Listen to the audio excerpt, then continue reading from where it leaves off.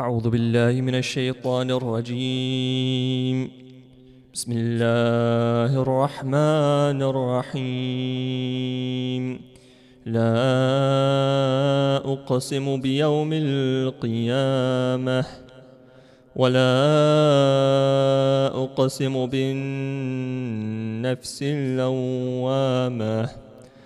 أيحسب الإنسان أن لن نجمع عظامه بلى قادرين على أن نسوي بنانه بل يريد الإنسان ليفجر أمامه يسأل أيان يوم القيامة فإذا برق البصر وخسف القمر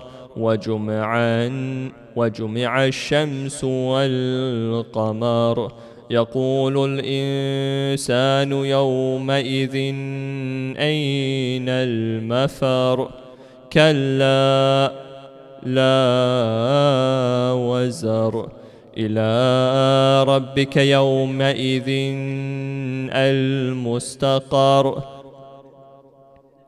ينبأ الإنسان يومئذ بما قدم وأخر بل الإنسان على نفسه بصيرة ولو ألقى معاذيره لا تحرك به لسانك لتعجل به إن علينا جمعه وقرآنه فإذا قرأناه فاتبع قرآنه ثم إن علينا بيانه كلا بل تحبون العاجلة وتذرون الآخرة وجوه يومئذ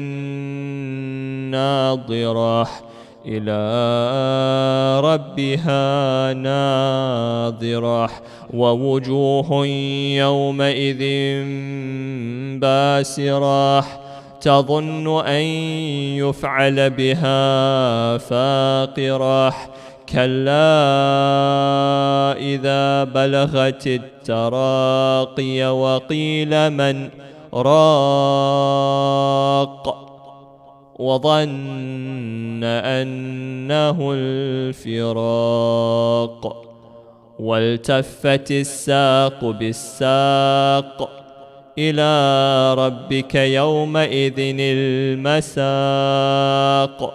فلا صدق ولا صلى ولكن كذب وتولى ثم ذهب إلى أهله يتمطى أولى لك فأولى ثم أولى لك فأولى أيحسب الإنسان أن يترك سدى ألم يكن نطفة من مني يمنى ثم كان علقة فخلق فسوى فجعل منه الزوجين الذكر والأنثى أليس ذلك بقادر على أن يحيي الموتى آمنا بالله صدق الله العلي العظيم. الفاتحة.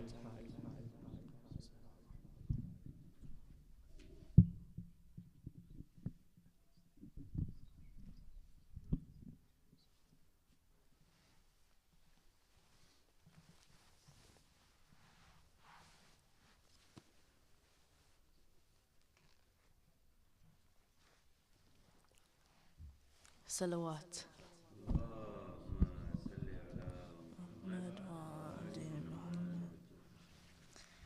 کہتی تیے ماں خوبری میں یاد سے لپٹ کر ہائے ہائے علی اکبر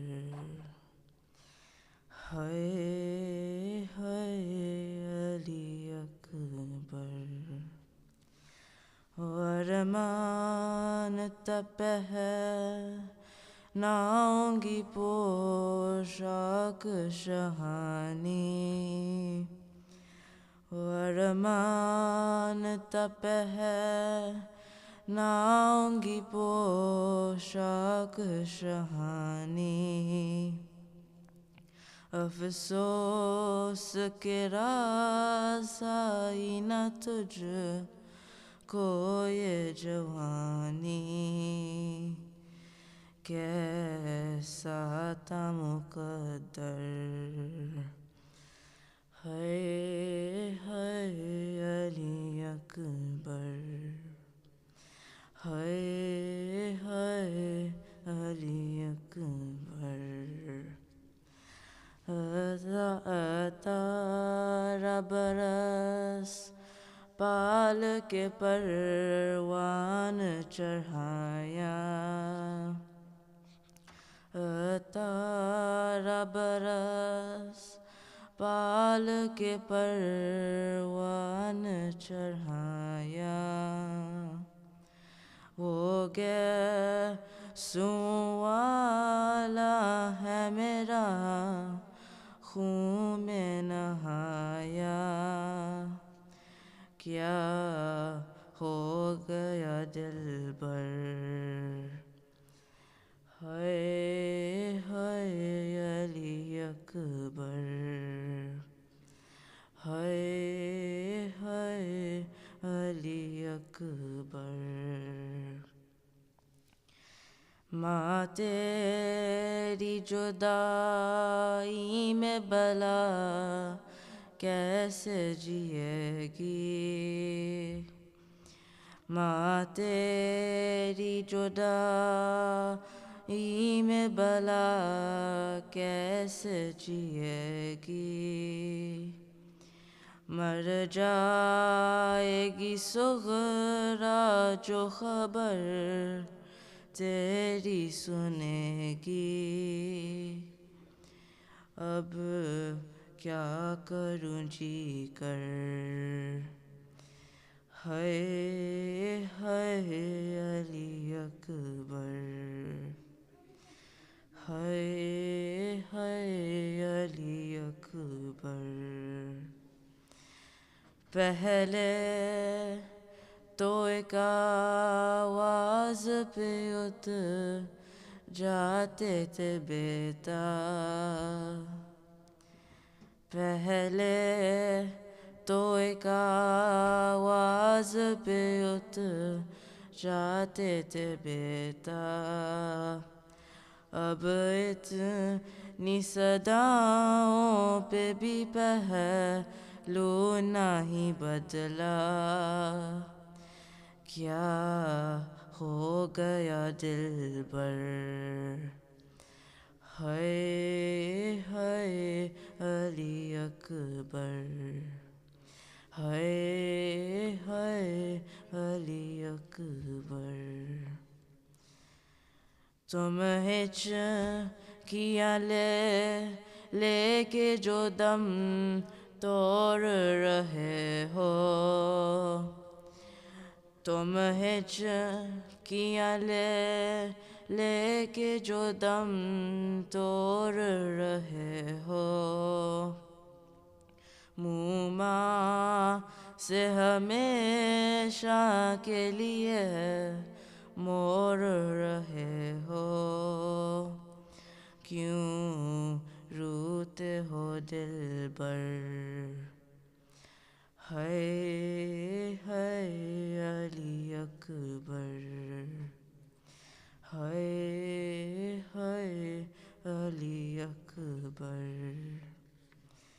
آئے جو ہمیں لوٹنے اپنے خیمے میں ستمگر آئے جو ہمیں لوٹنے خیمے میں ستم کر مادے کی صدائیں علی اکبر علی اکبر چھن جائے گی چادر ہائے ہائے علی اکبر ہائے ہائے علی اکبر جب کوئی جوان لاش نظر آتی ہے محشر جب کوئی جوان لاش نظر آتی ہے محشر ایک یاد سوئے کرب و بلا جاتی ہے محشر دل روتا ہے کہہ کر ہائے ہائے علی اکبر ہائے ہائے علی اکبر صلوات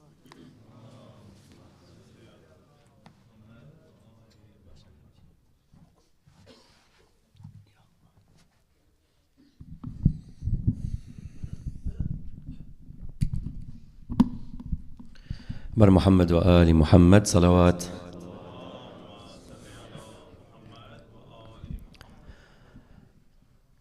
For the love of Ali Akbar alayhi salam, al-Auda, salawat ala Muhammad wa Ali Muhammad.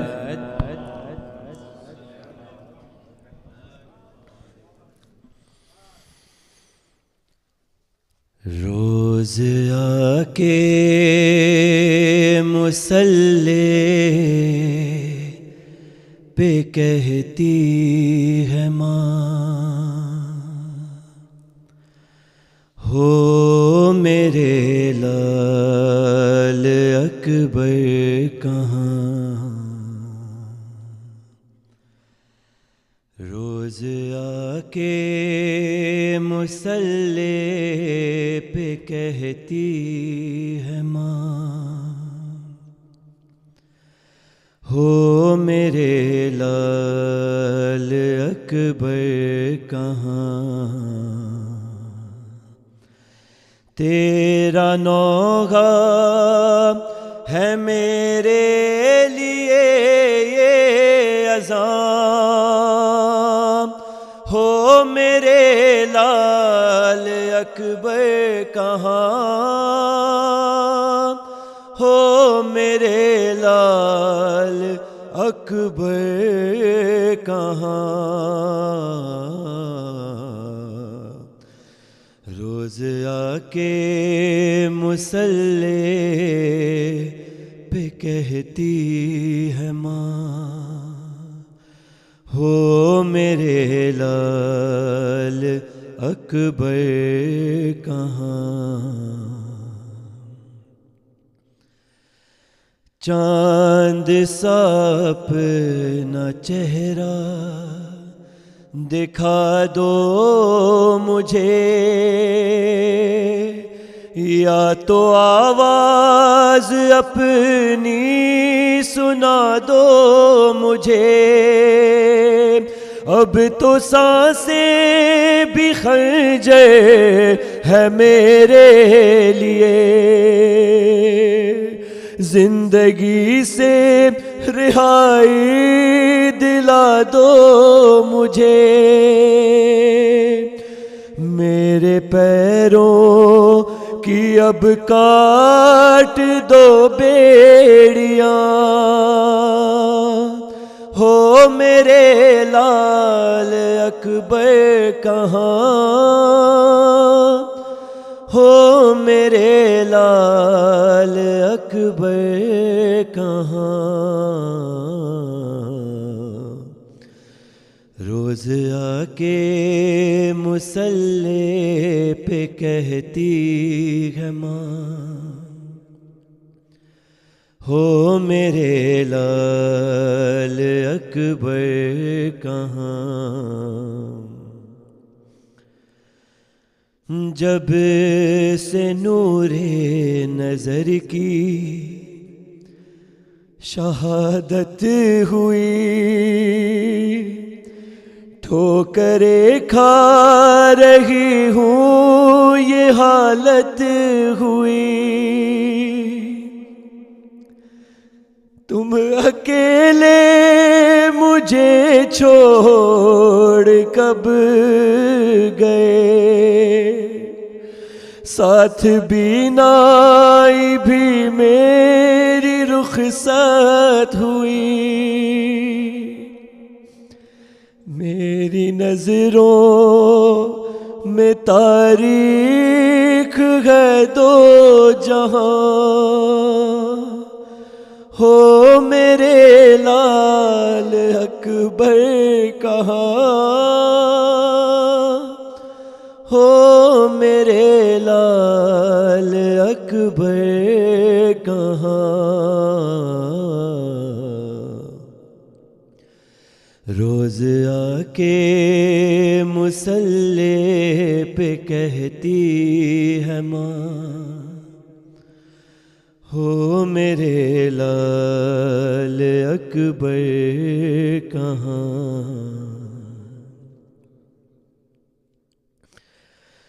روز عاشور جس دم یہ میں نے سنا، میرے اکبر کے سینے میں نیزہ لگا، غم کی برچھی بھی ٹوٹی اسی روز سے، ہاتھ اب دل سے اٹھتا نہیں ہے میرا، آ کے مادر کے دل سے نکالو سینہ، ہو میرے لال اکبر کہاں، ہو میرے لال اکبر کہاں، روز آ کے مصلی پہ کہتی ہے ماں، ہو میرے لال اکبر کہاں، خون عابد کو کتنا رلایا گیا، بیردہ ہم کو بازار لایا گیا، تازیہ نے کبھی سر پہ پتھر لگے، اور کانٹوں پہ ہم کو چلایا گیا، کیسے کیسے ستم ہو گئے میری جان، ہو میرے لال اکبر کہاں، ہو میرے لال اکبر کہاں، روز آ کے مصلی پہ کہتی ہے ماں، ہو میرے لال اکبر کہاں، ہائے زینب کی غربت بھلا نہ سکی، ہائے زینب کی غربت بھلا نہ سکی وہ برادر سے 70 قدم دور تھی، شمر گستاخی کرنے بڑھا جس گھڑی، کہہ رہی تھی تڑپ کر یہ بنت علی، کند خنجر ہے پیاسے گلے پر رواں، ہو میرے لال اکبر کہاں، ہو میرے لال اکبر کہاں، روز آ کے مصلی پہ کہتی ہے ماں، ہو میرے لال اکبر کہاں،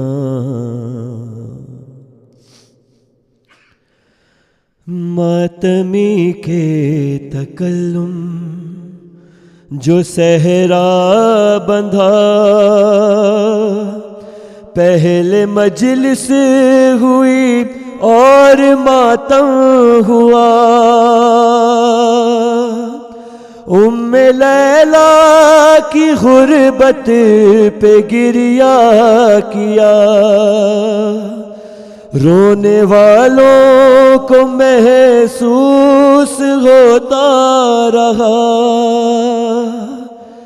ابھی کہتی ہے لے کر وہ ماہچ کیا، ہو میرے لال اکبر کہاں، ہو میرے لال اکبر کہاں،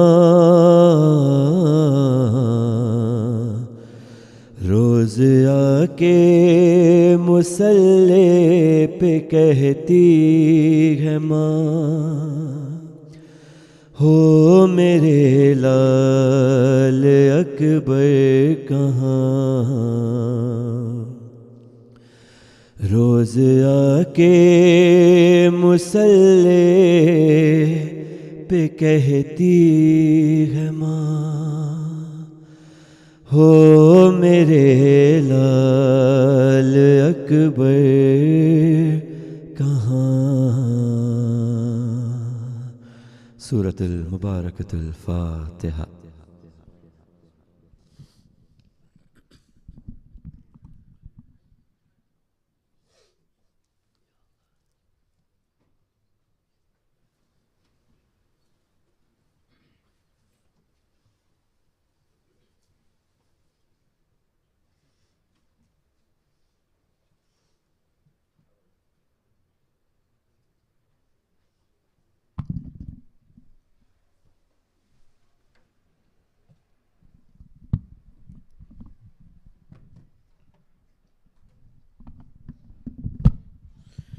Bismillahir Rahmanir Rahim. Brothers and sisters, Assalamu alaikum wa rahmatullahi wa barakatuh. Can we please recite Surah Fatiha for Masum Qasim Barwani, Shams Muhammad Taqi Kanani, the names displayed on the screens, and for all marhumin, please. Surah Al-Mubarakat Al-Fatiha.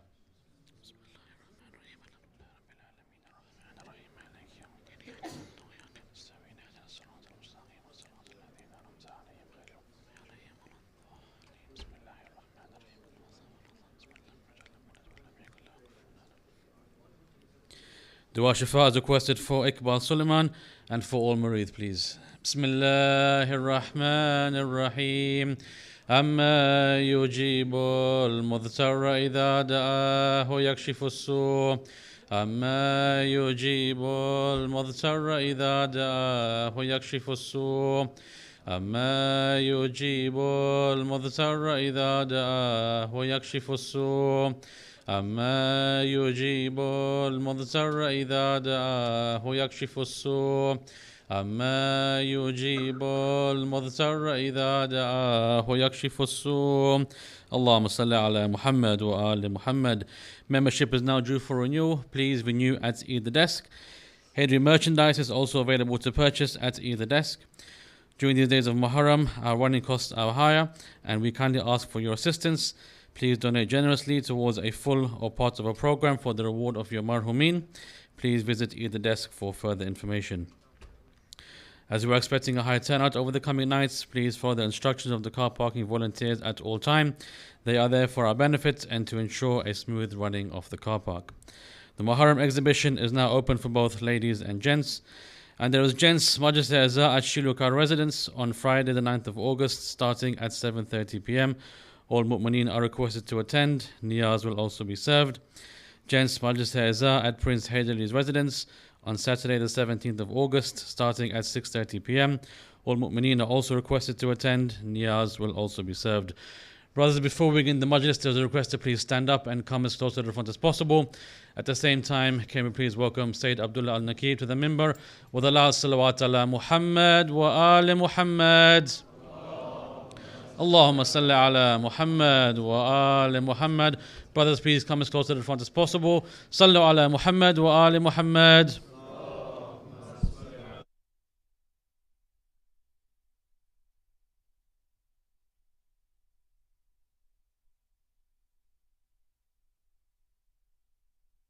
بسم الله.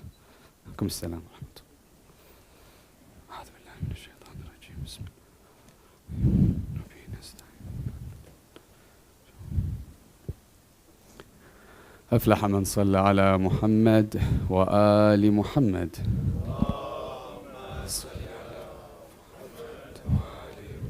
وعجل فرجهم والعادهم. أعوذ بالله من الشيطان الرجيم. بسم الله الرحمن الرحيم. رب اشرح لي صدري ويسر لي أمري واحلل عقدة من لساني يفقه قولي. بسم الله الرحمن الرحيم. الحمد لله رب العالمين، وصلى الله على سيدنا وحبيب قلوبنا وشفيع نفوسنا أبا القاسم محمد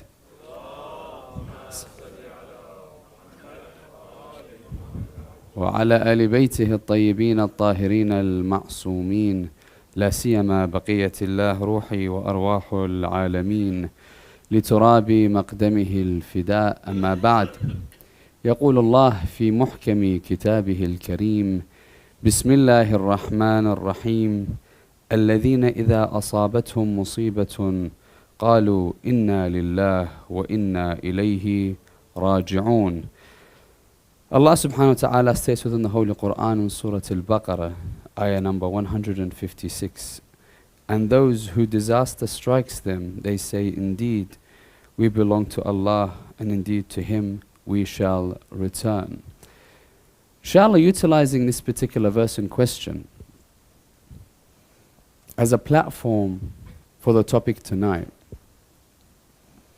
as we come towards the final nights that we are commemorating Abu Abdullah al-Hussain, the maqtal being only days away, we remember the martyrdom of Abu Abdullah. We look at Muharram and Karbala in a holistic manner.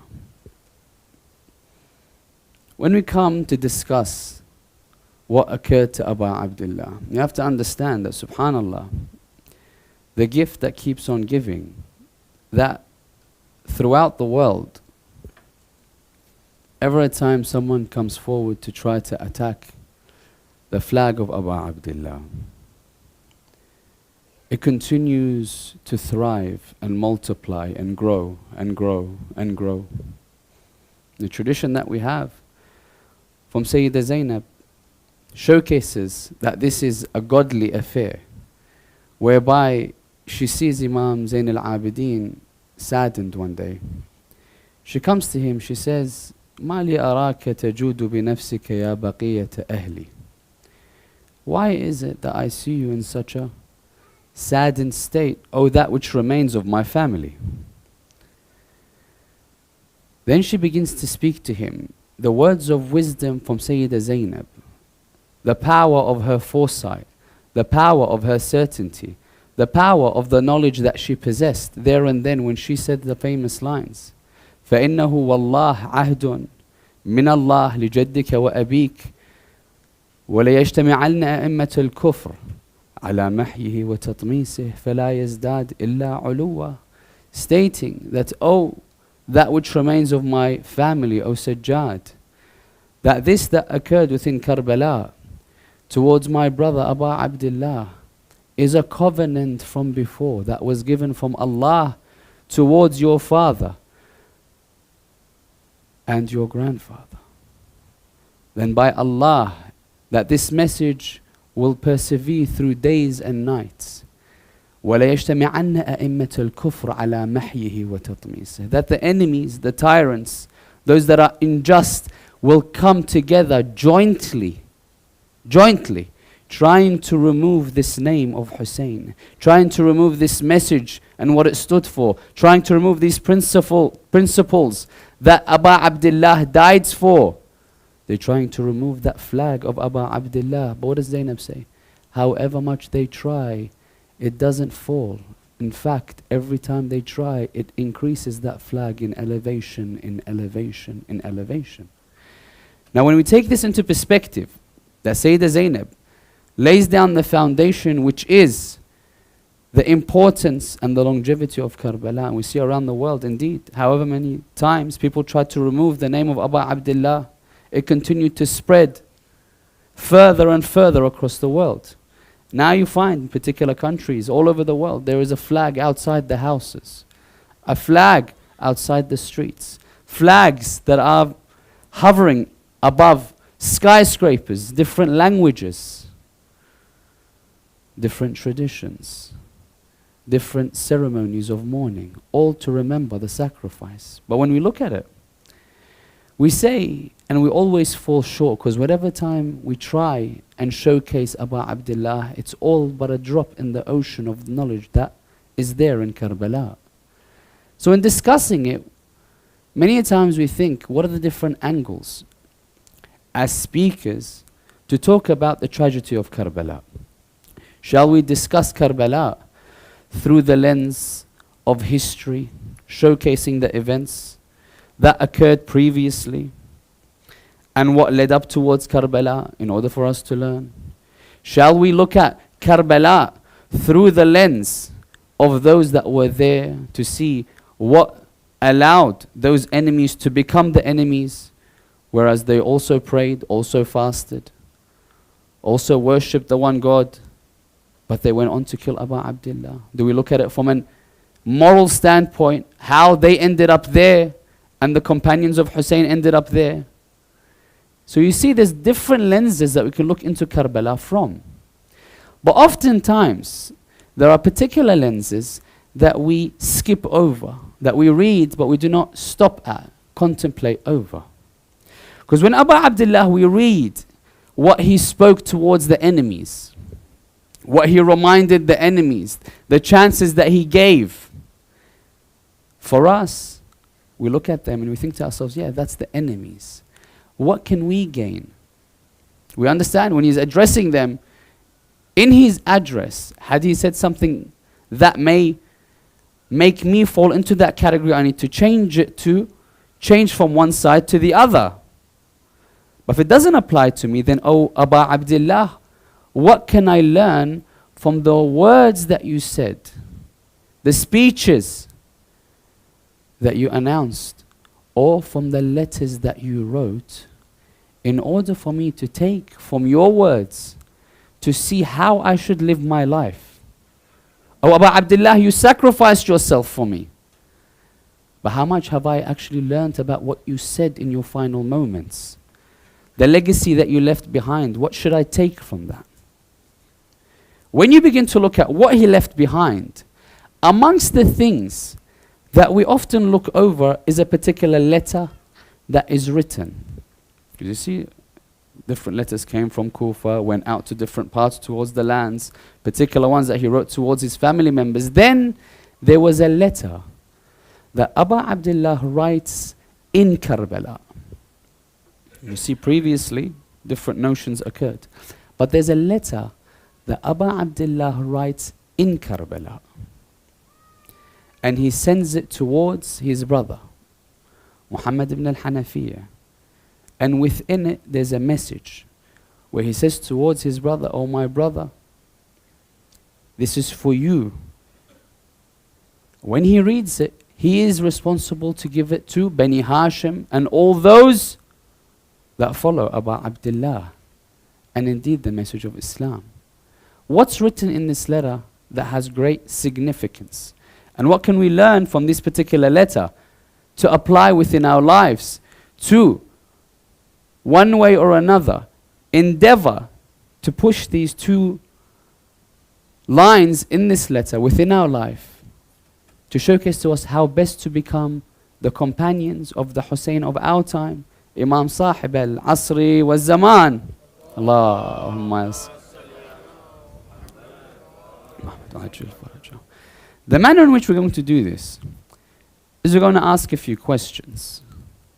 Like we always do, the first of these questions revolves around the personality of Muhammad ibn Hanafiya. Who was he? Who was his mother? How did he come into being in such a close proximity to Imam al-Hussain? Number two, what are the different letters that are there between Imam al-Hussain and Muhammad ibn Hanafiya?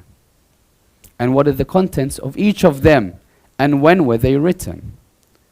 Number three, how is it that we can take and learn from the letter in question in Karbala? And what are the different levels of understanding that we need to reach through this particular letter? Number four, what are the four different states of being whilst we exist within this world? When we take this particular letter, Imam al-Hussain says something within this letter, that the way that we understand it is by looking at the four different states of being within this world, how we live our life, four different states that we can categorize ourselves into.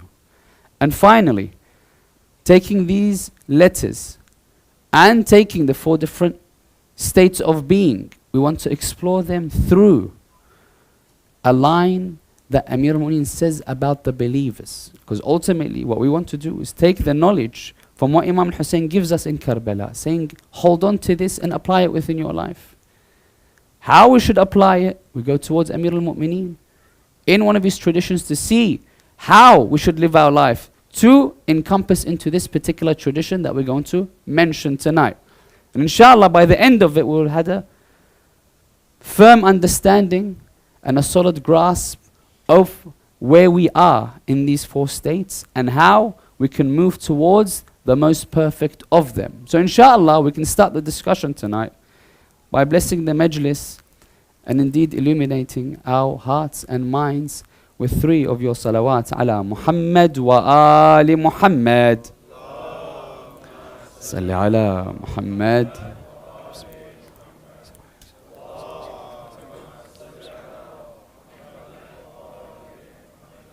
Allahumma salli ala Muhammad.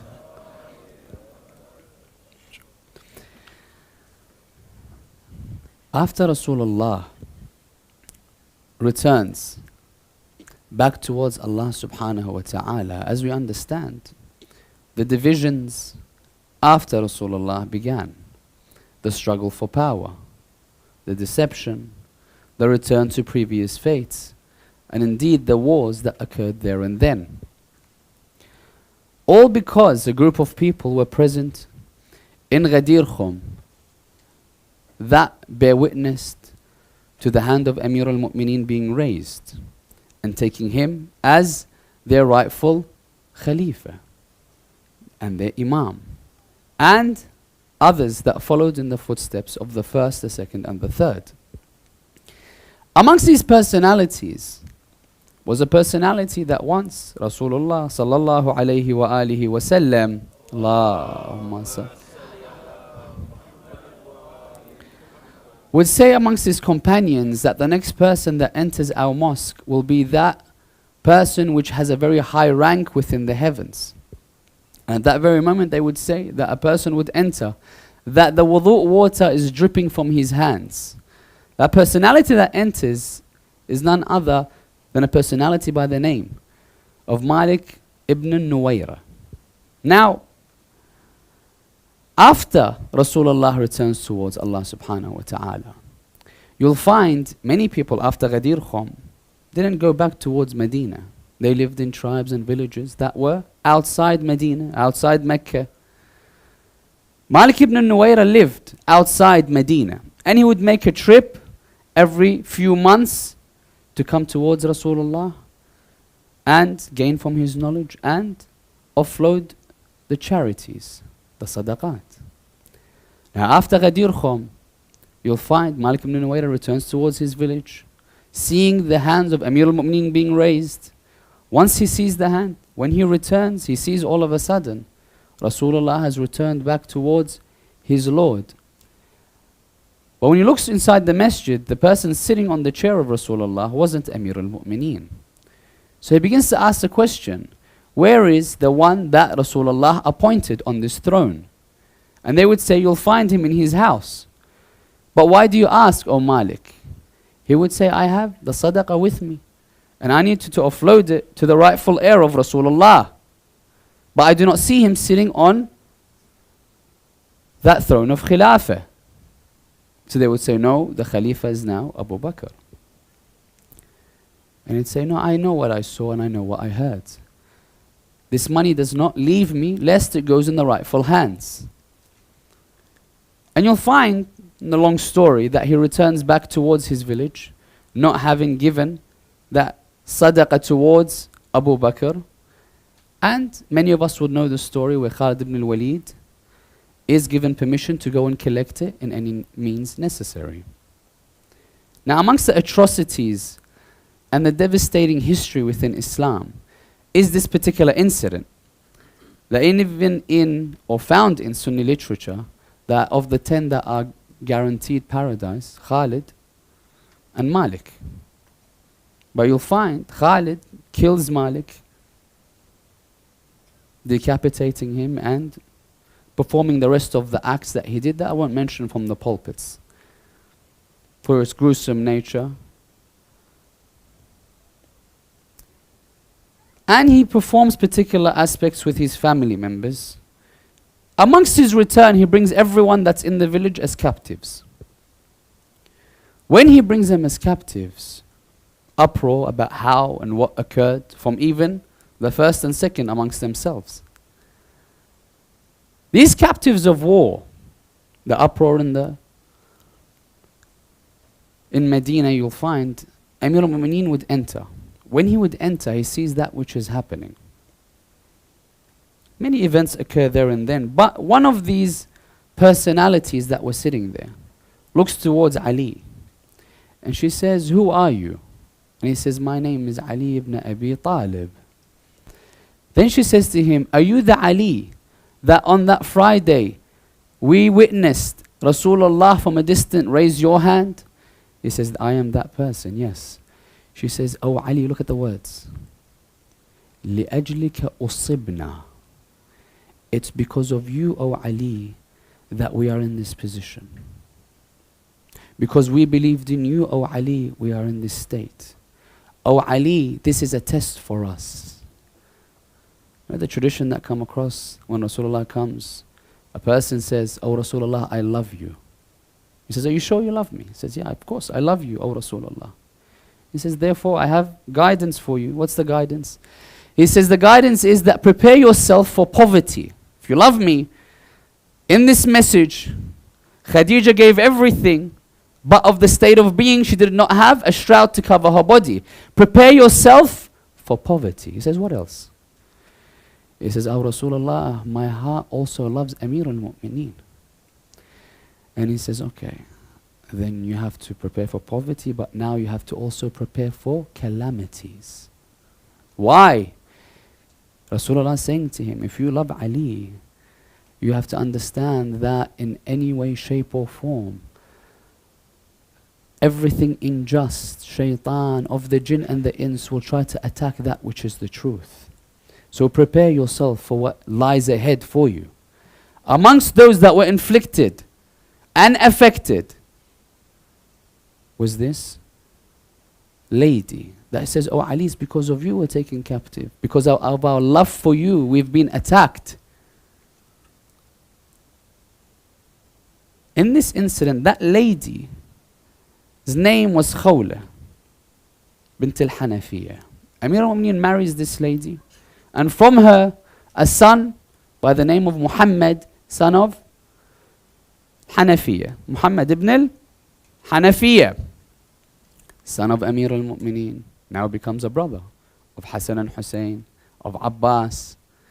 Now many people speak about Muhammad ibn al-Hanafiya from different events that occurred within history. But however, we understand Muhammad to be a valiant warrior. And from the dialogue between him and Imam al-Hussain, you begin to see that the respect and the love they had for one another, especially when he's given these letters. On top of that, we understand that he was entrusted with these letters from Imam al-Hussain to take them and carry them and showcase them to the people. The same Muhammad in Siffin, people tried to corrupt his mind. They said, oh Muhammad, you're the one on the front lines. Ali's trying to, put you on the front lines, that you're in danger, where Hassan and Hussein are behind. They try in any way to try to push people or make people think of different ways to corrupt them, to bring them towards the army of Muawiyah. He says, no. Look at the certainty and the vision of Muhammad ibn al-Hanafiya. He would say, no. You've thought about it wrong. He says that Hassan and Hussein are the two eyes of my father and I'm his hand. And it is the obligation of the hand to protect the eyes whenever it needs protection. Muhammad ibn al-Hanafiya is given 2 letters by Imam al-Hussain. One of which is the one that many times on the pulpits we hear these particular phrases. When we come across them, and I'm going to read this particular letter so you understand which one we are speaking about from the pulpits. After Muhammad ibn Hanafiya comes towards Imam al-Hussain and he speaks to him before he leaves towards Kufa. They exchange ideas and they begin to embrace each other, crying for an hour, as the tradition would say. Then Imam al-Hussain writes a letter for him, which he says, Bismillah ar-Rahman ar-Rahim. إن الحسين يشهد أن لا إله إلا الله وحده لا شريك له وأن محمدا عبده ورسوله. ما صلى. جاء بالحق من عند الحق وأن الجنة والنار حق وأن الساعة حق لا ريب فيها وإن الله يبعث من في القبور وإني لم أخرج أشرا ولا بطرا ولا مفسدا ولا ظالما وإنما خرجت لإطلاب الإصلاح أو لطلب الإصلاح في أمة جدي أريد أن أأمر بالمعروف وأنهى عن المنكر وأسير بسيرة جدي وأبي علي بن أبي طالب. اللهم صل. The famous letter that we always hear, that this is the reason why I have done what I've done. I've come out against Yazid and these are my reasons. And we often see this, that I want to make sure that I solidify the religion of my father. I want to forbid evil and enjoin good and follow in the same path as my grandfather and father Ali. Now that's one, very famous, we all know the words. And this was written in Medina before Imam al-Hussain would go towards Kufa. But the second one is the one we don't often hear. And this is the one, if we were to take something from that which occurred in Karbala, from guidance from Imam al-Hussain, this is the letter written in Karbala for us. In Karbala it was written and sent towards Muhammad ibn al-Hanafiya. But look at how beautiful, eloquent and precise the Imam is with what he says. بسم الله الرحمن الرحيم من الحسين بن علي إلى محمد بن علي. أما بعد, furthermore, فكأن الدنيا لم تكن وكأن الآخرة لم تزل والسلام. 2 lines. 2 lines. Letter sent. What does he say? He says, furthermore, it's as if the dunya has never been. And it's as if the hereafter has always existed. 2 lines. What can we learn from these lines? We need to take something from Karbala, these 10 nights, and apply it within ourselves. What can we take just from these particular lines from Imam al-Hussain? Imam lays down the foundations for us of existence. He says, if you really want salvation, I am the ark of salvation. I am the beacon of guidance. You want to follow me? Follow these 2 words. But how do we follow? Because they're not really guidelines. It's just telling us a state of thinking, a state of being. It's as if this world has never been and the akhirah has always existed. What's he saying? In the many different lenses you can look at this. It's 2 lines, but you know how many people will write and write and write about these 2 lines and the extent of its meanings, but will never suffice the true essence and true meaning. One of the lenses they look at this, they say Imam is trying to tell you that this thing that you have, this world that you live in, everything, but a few years of your life, comparatively speaking to those hereafter. You know, the longest prophet, life-wise, on his lifespan, different prophets lived for different periods of time. They say that amongst the longest that lived on this earth is Nabi Allah Nuh. In the Quran, it showcased to us just how many years he preached. 1,000 years minus 50. How many years? 950 years. He just did tabligh towards the people, guiding them towards Allah. 950 years. Just speaking.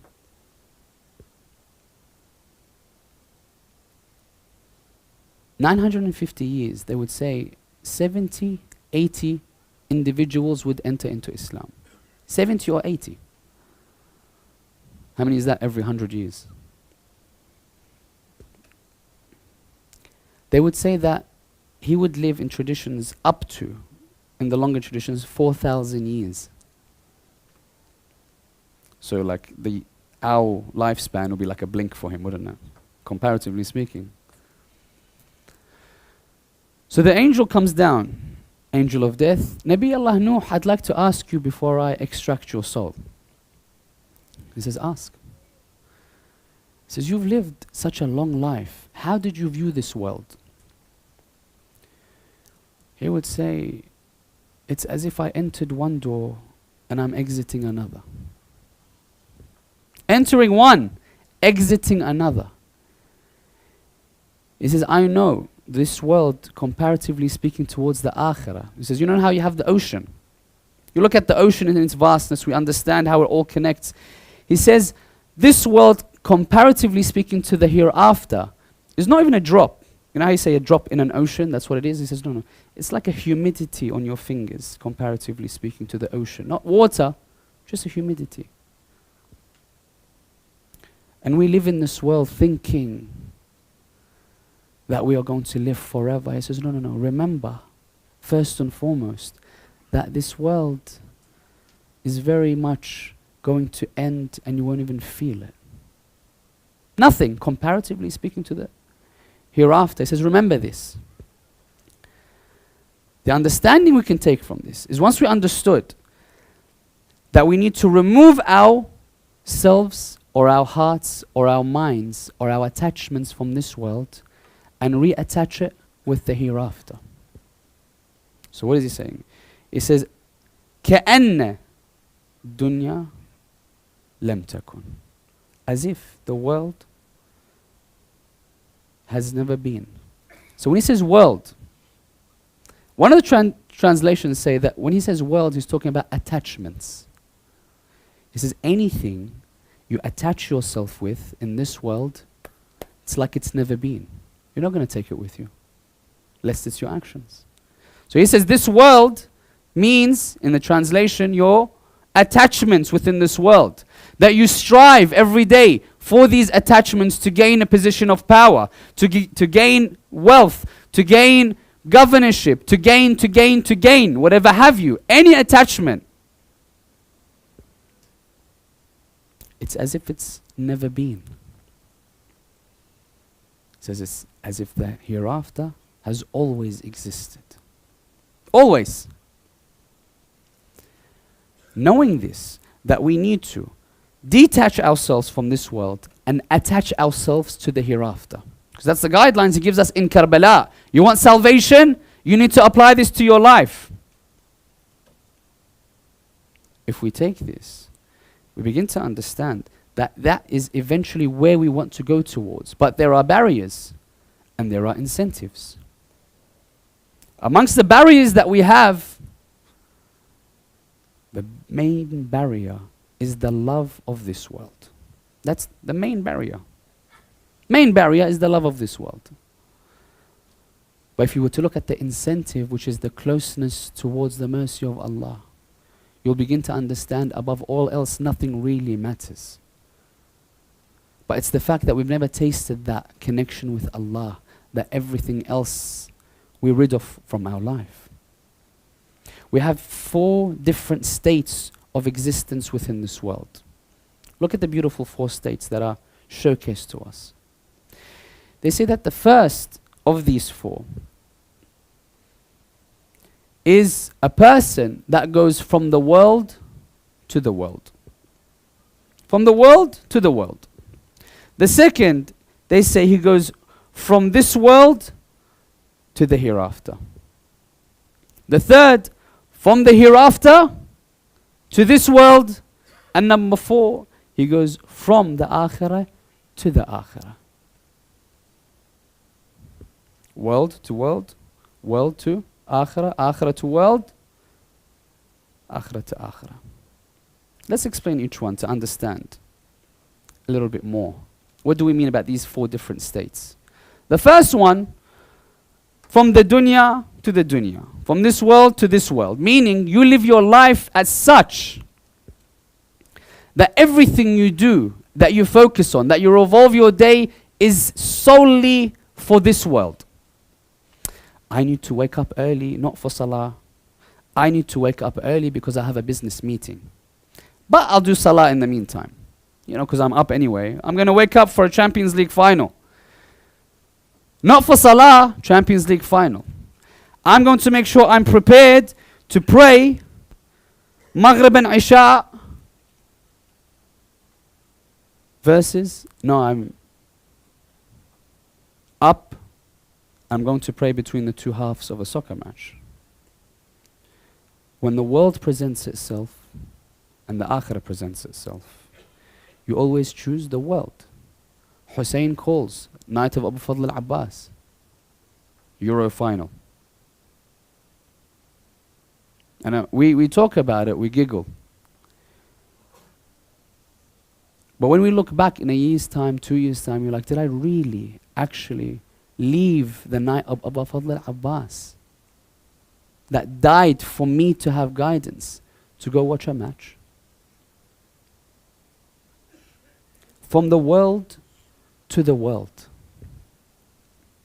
I want to attach myself to Hussein. I have to detach from this world. So he says the first state of being is a personality is only there for this world. Anything else he just kind of, slots in, either to showcase people or to kind of tick it off the checkbox. No soul within it, no ma'rifah, no connection, no knowledge within it. Doesn't matter to them. What matters is I need to gain more money. I need to gain more wealth, more position, more status. more possessions, more. It's all worldly, worldly, worldly. From the world to the world. Second, let's look at the second from the hereafter to the world. Then we'll go to the other ones. So how does someone go from the hereafter towards the world? Because usually, we use this world to go to the hereafter. And he says, no, the second state of being is from the hereafter to the world, to this transient world. How? Sometimes a person can be gifted a place through the divine blessings of Allah, a position where he is able to, in one way or another, serve Allah subhanahu wa ta'ala, a position where he is able to preach Islam, be a part of the body that is responsible to be a vessel to take the knowledge, the teachings of Ahlul Bayt and showcase it towards the people. A personality that may be heading a center, a personality may be heading a community, a personality that's in charge of organizations that is able to give back. That person's right now in the hereafter, isn't he? He or she, I should say. But all of a sudden, shaitan comes in. The sincerity that person once had dilutes and dilutes and dilutes. That person could have gained followers online. He's got too many likes. The world does not fit him anymore. So therefore, he goes down. Something comes forward of a business deal. He was up. Shaitan comes to him and he falls. So the second state of being is that when Allah bestows something upon you, that you've lived your life not heeding or taking heed towards all those signs around you, that you begin to descend back towards this world. The third, from this world to the akhirah. But before we discuss it, inshallah, I've just been asked if you can all come as close to the minbar as possible. With your three salawat ala Muhammad wa Ali Muhammad. Allah. Muhammad. Allah. Allah. So the third, from this world to the hereafter. And that's the one that we see ourselves going towards. That our whole mission is to hold on to the rope to gain us closer towards the hereafter, to remind us of the hereafter. Sometimes when we really look at things and put it, it's all pieces of a puzzle. Islam, pieces of a puzzle. Hadith here, Quran verse here, tradition here, sunnah here, bring it together, you see the image. So the first state of being from this dunya towards the hereafter, to the akhirah, to the haqq, we take the example of salat. Salah is the mi'raj of the mu'mineen. When you come and you stand in the hands of Allah subhanahu wa ta'ala and you say, you know what, everything in this world doesn't matter. You've called me at exactly 1 o'clock. 1 o'clock, I'm on that prayer mat. Allah, you've called upon me. I have worldly things to attend to, but they are nothing, because all I can see is where I want to be in the hereafter. When I am on that prayer mat, I say, oh Allah, I see the bounties ahead of me. I want to detach from this world and attach towards the world that you have awaiting me. Sometimes with these barriers that we have, the attachment from this world that we have. I was watching, as we do, within social media, there are things that come up that sometimes you contemplate over. And there was a child, just to show you, if we want to put it into our perspective, there was a child that a father showing to them how they do not know what awaits them. So he puts a particular biscuit in front of him, and he puts $10,000. So he says, which one do you choose? So for us, understanding the value of both, we know what we choose. Biscuit? No, the $10,000. So the child's gone for the biscuit straight away. Why? Because his desire is that he wants to taste that pleasure. And the father tells him, by the way, If you take the 10,000, do you know how many biscuits you can actually get? This many. He goes, I can just see this, bring it. You can, you sure, last chance? He goes, I want the biscuit. For us, we laugh at that because he goes, because he doesn't have any understanding of what he's losing out on. For us, it's the exact same thing. The desires, the attachments, that which Iblis puts in front of us to be like, get that desire now. You can taste it, you can see it. You can attain it, it's graspable, it's in front of you. Allah says, leave that in this world. I have something waiting for you. But we don't see it with certainty, do we? Had we seen it with certainty, like Abu Abdullah, take. I want you, O Allah. The fourth, as we understand, is from the akhirah to the akhirah. How? How does someone go from the akhirah to the akhirah? We know that most of us go from this dunya, we understand our mission, the realities of things, and then we go towards the akhirah through the means. They say no. The fourth, from the akhirah to the akhirah, because never did they gaze upon everything in this world whatsoever. Everything to them is the same. All they see is what they want to attain from Allah subhanahu wa ta'ala. How do we understand these things?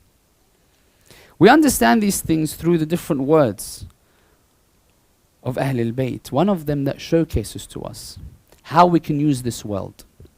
Amir al-Mu'mineen, Allahumma salli ala. Look at these words and take them home tonight. Amir al-Mu'mineen says, how should we live in this world? We understand we have to detach and attach. How do we detach from this world and attach to the hereafter? He says very simple. He says, وَمَنْ أَبْصَرَ بِهَا, talking about the dunya. وَمَنْ أَبْصَرَ بِهَا بَصَّرَتْهُ وَمَنْ أَبْصَرَ إِلَيْهَا أَعْمَتْهُ. Look at these words, look how powerful they are. He says the dunya, whomever looks through the dunya will give him foresight. Whomever looks at the dunya will become blind. The dunya is there. We look at it to be evil. No, use it as a lens to see how I can reach the high ranks of the akhirah. Use it as a lens. If you were to use this dunya to see how best I can perform my actions to gain the most in my akhirah, he says you will get that vision. You will get that foresight. But if you look at the dunya as the final abode, he says that lens that you look towards dunya will make you blind. And you will not be able to see the akhirah. Imagine if we were to switch that lens. Can you imagine? When you look at Amir al-Mu'mineen Ali ibn Abi Talib, Allahumma salli ala Muhammad. We see that throughout his life, he's always looking at the akhirah. 19th. Before he was struck, his daughter brings him a plate. He's fasting. He's fasting, his daughter brings him a plate. 3 items. My daughter, do you want my stay in the hereafter to be lengthy? We're looking at food. He's looking at my judgment in the hereafter. Looking at that food.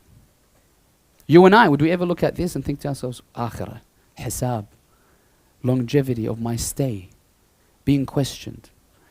Amir, he sees food in front of him, but he also sees the akhirah. We look at the companions sometimes, and we say, how do they have this concept of zuhud? Because as the followers of Ahl al-Bayt, many of times people think and preach even, that you shouldn't have luxury cars, you shouldn't have big bank balances, that you shouldn't have a glorious house. No, who said that? As the followers, you should endeavor, like Rasulullah would say, that live in this world, or work within this world as if you're going to live forever. But worship and pray like you're going to die tomorrow. The way that you live, as long as it's halal, get the best of things.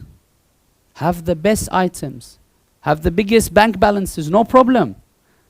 but have zuhud. What does zuhud mean?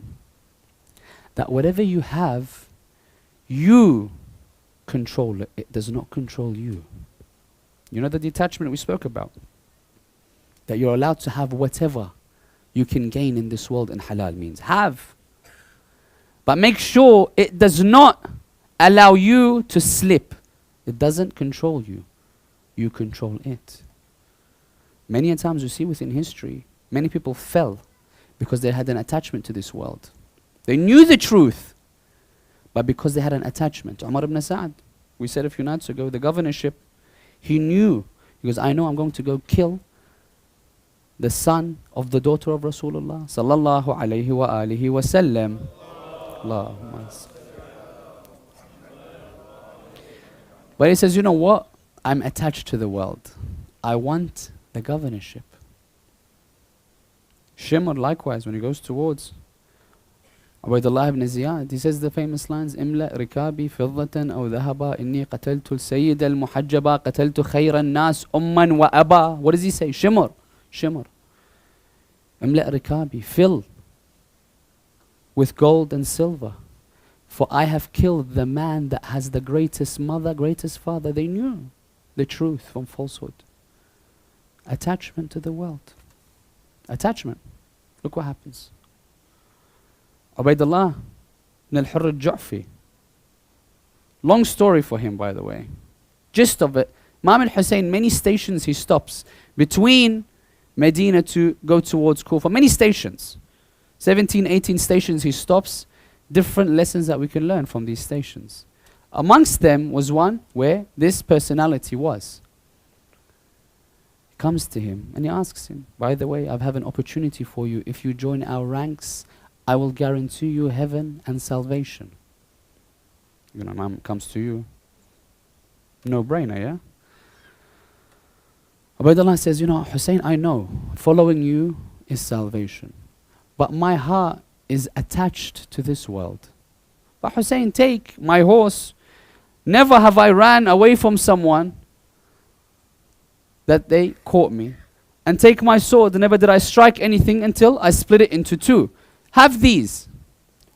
Imam Hussein, many of us, sometimes you go, we'd like your help. Assist us. You know, carry this. Do this. And you're like, no, he's this. I don't want to put my hands into things. I know, you know, helping, etc. He goes, but just take this. Hussein gets angry with him. You know, just as subhanAllah, so just as a side note, many of us would have seen the Karbala project just outside.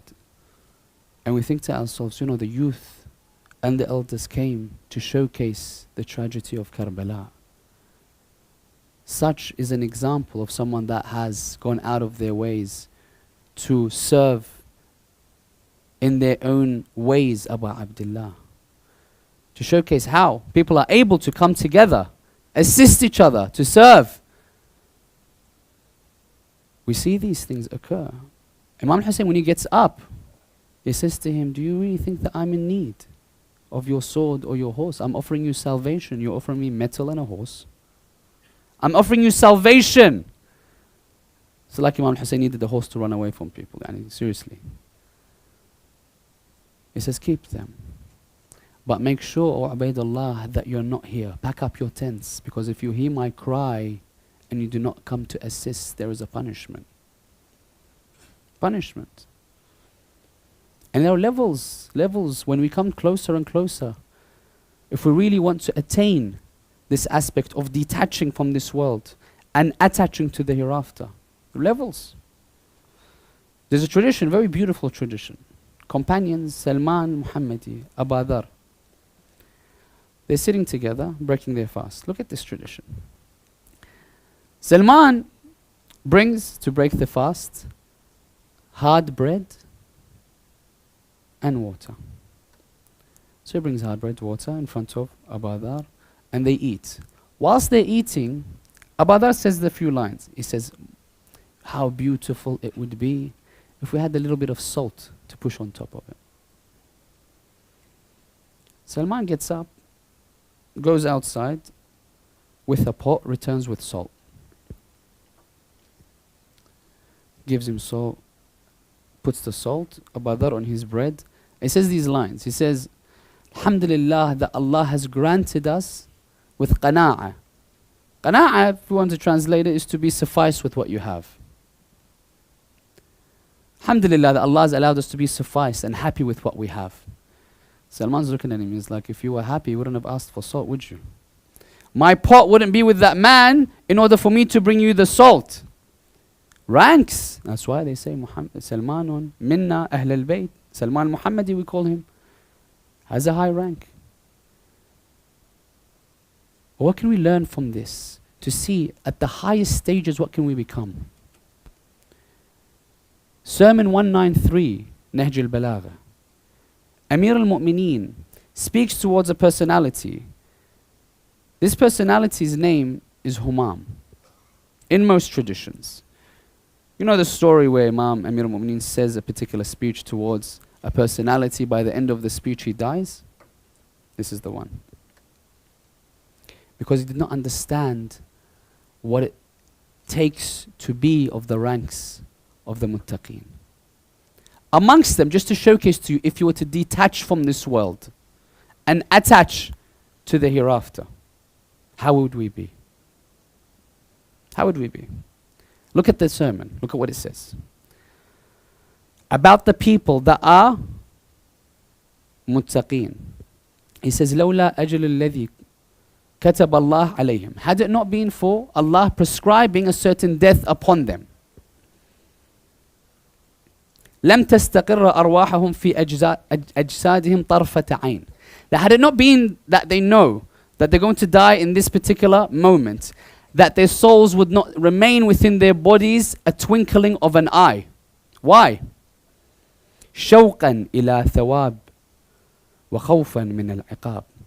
In longing for the blessing of Allah subhanahu wa ta'ala and in fear of the punishment that awaits. Now look at these lines. It says, عظم الخالق في أنفسهم فصغر ما دونه في عيونهم. Why? How did they achieve this?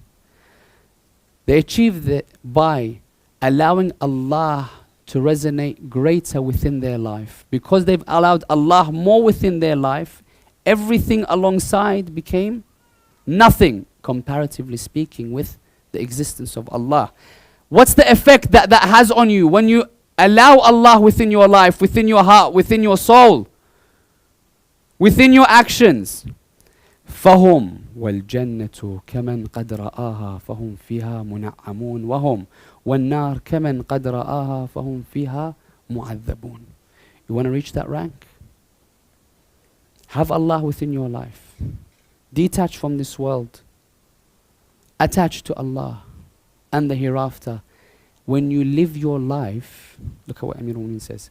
If you were to live your life in that state, he would say that when you live, remember, from the akhirah to the akhirah, Amir is saying, when you are in this world, you travel in this world, but whenever you hear about Jannah, whenever you read about Jannah, when you read the Quran, and it promises you those bounties within Jannah, فَهُمْ وَالْجَنَّةِ كَمَنْ قَدْ رَآهَا.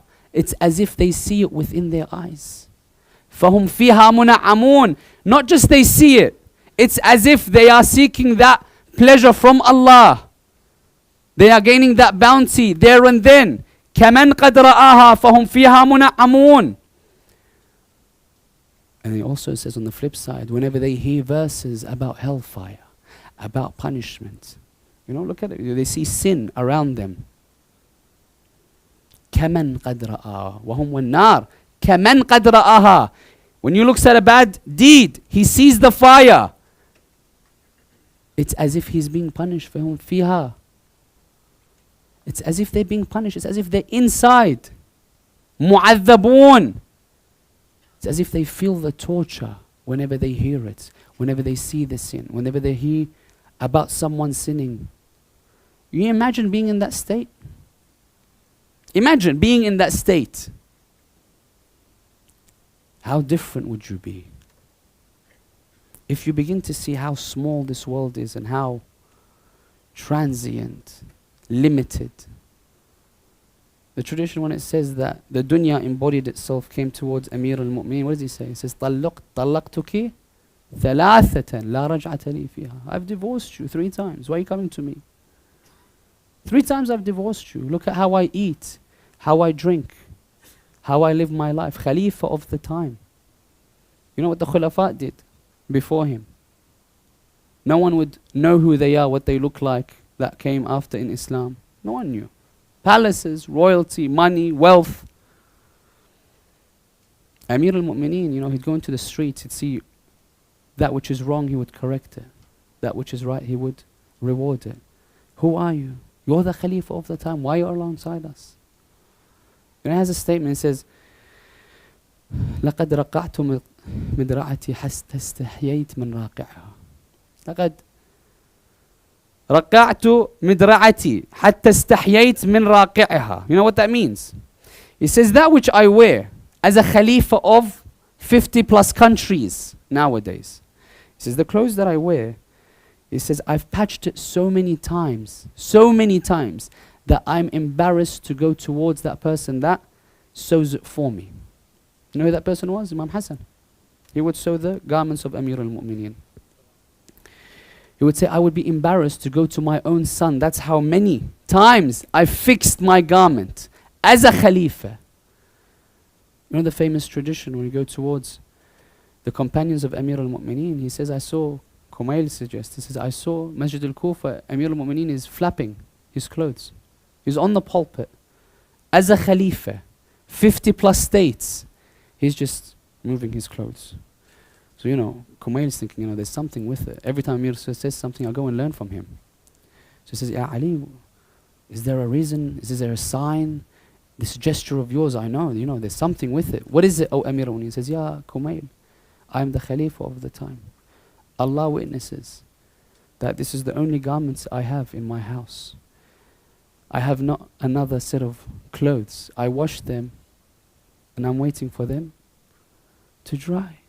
That's why I'm moving them. Khalifa. Why? His eyes is all about the Akhirah. And in Karbala, likewise. In fact, the people in Karbala were shown their position in the Akhirah. Shown their position.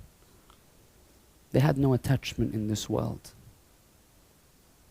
Nothing that controlled them to perform that which is right. Stand up against oppression. Die alongside the son of the daughter of Rasulullah. But how difficult was it to give all that in the path of Allah subhanahu wa ta'ala? They say that there was a man that was not a Muslim.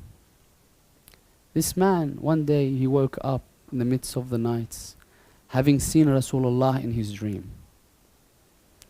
He says, when I saw Rasulullah, just the beauty of Rasulullah resonated within my heart. He says, I wanted to go towards the mosque so I may give my shahada. For what? Just seeing Rasulullah within my dream and being guided by him, just the beauty itself was enough for me. He would say, when I went towards the masjid, I saw Hussein ibn Ali sitting there. He would come, he would say that I told Hussein ibn Ali the dream. When he would tell Hussein ibn Ali the dream, he would say that I know that Rasulullah has passed away. I know it's many years after Rasulullah. He says, but how beautiful was the face of Rasulullah. He says, I want to become Muslim because of that face and that face alone. Hussein would look at him and he says, would you like to see the face of Rasulullah again? He says, how? He's passed away. He says, go and call me my son Ali Akbar.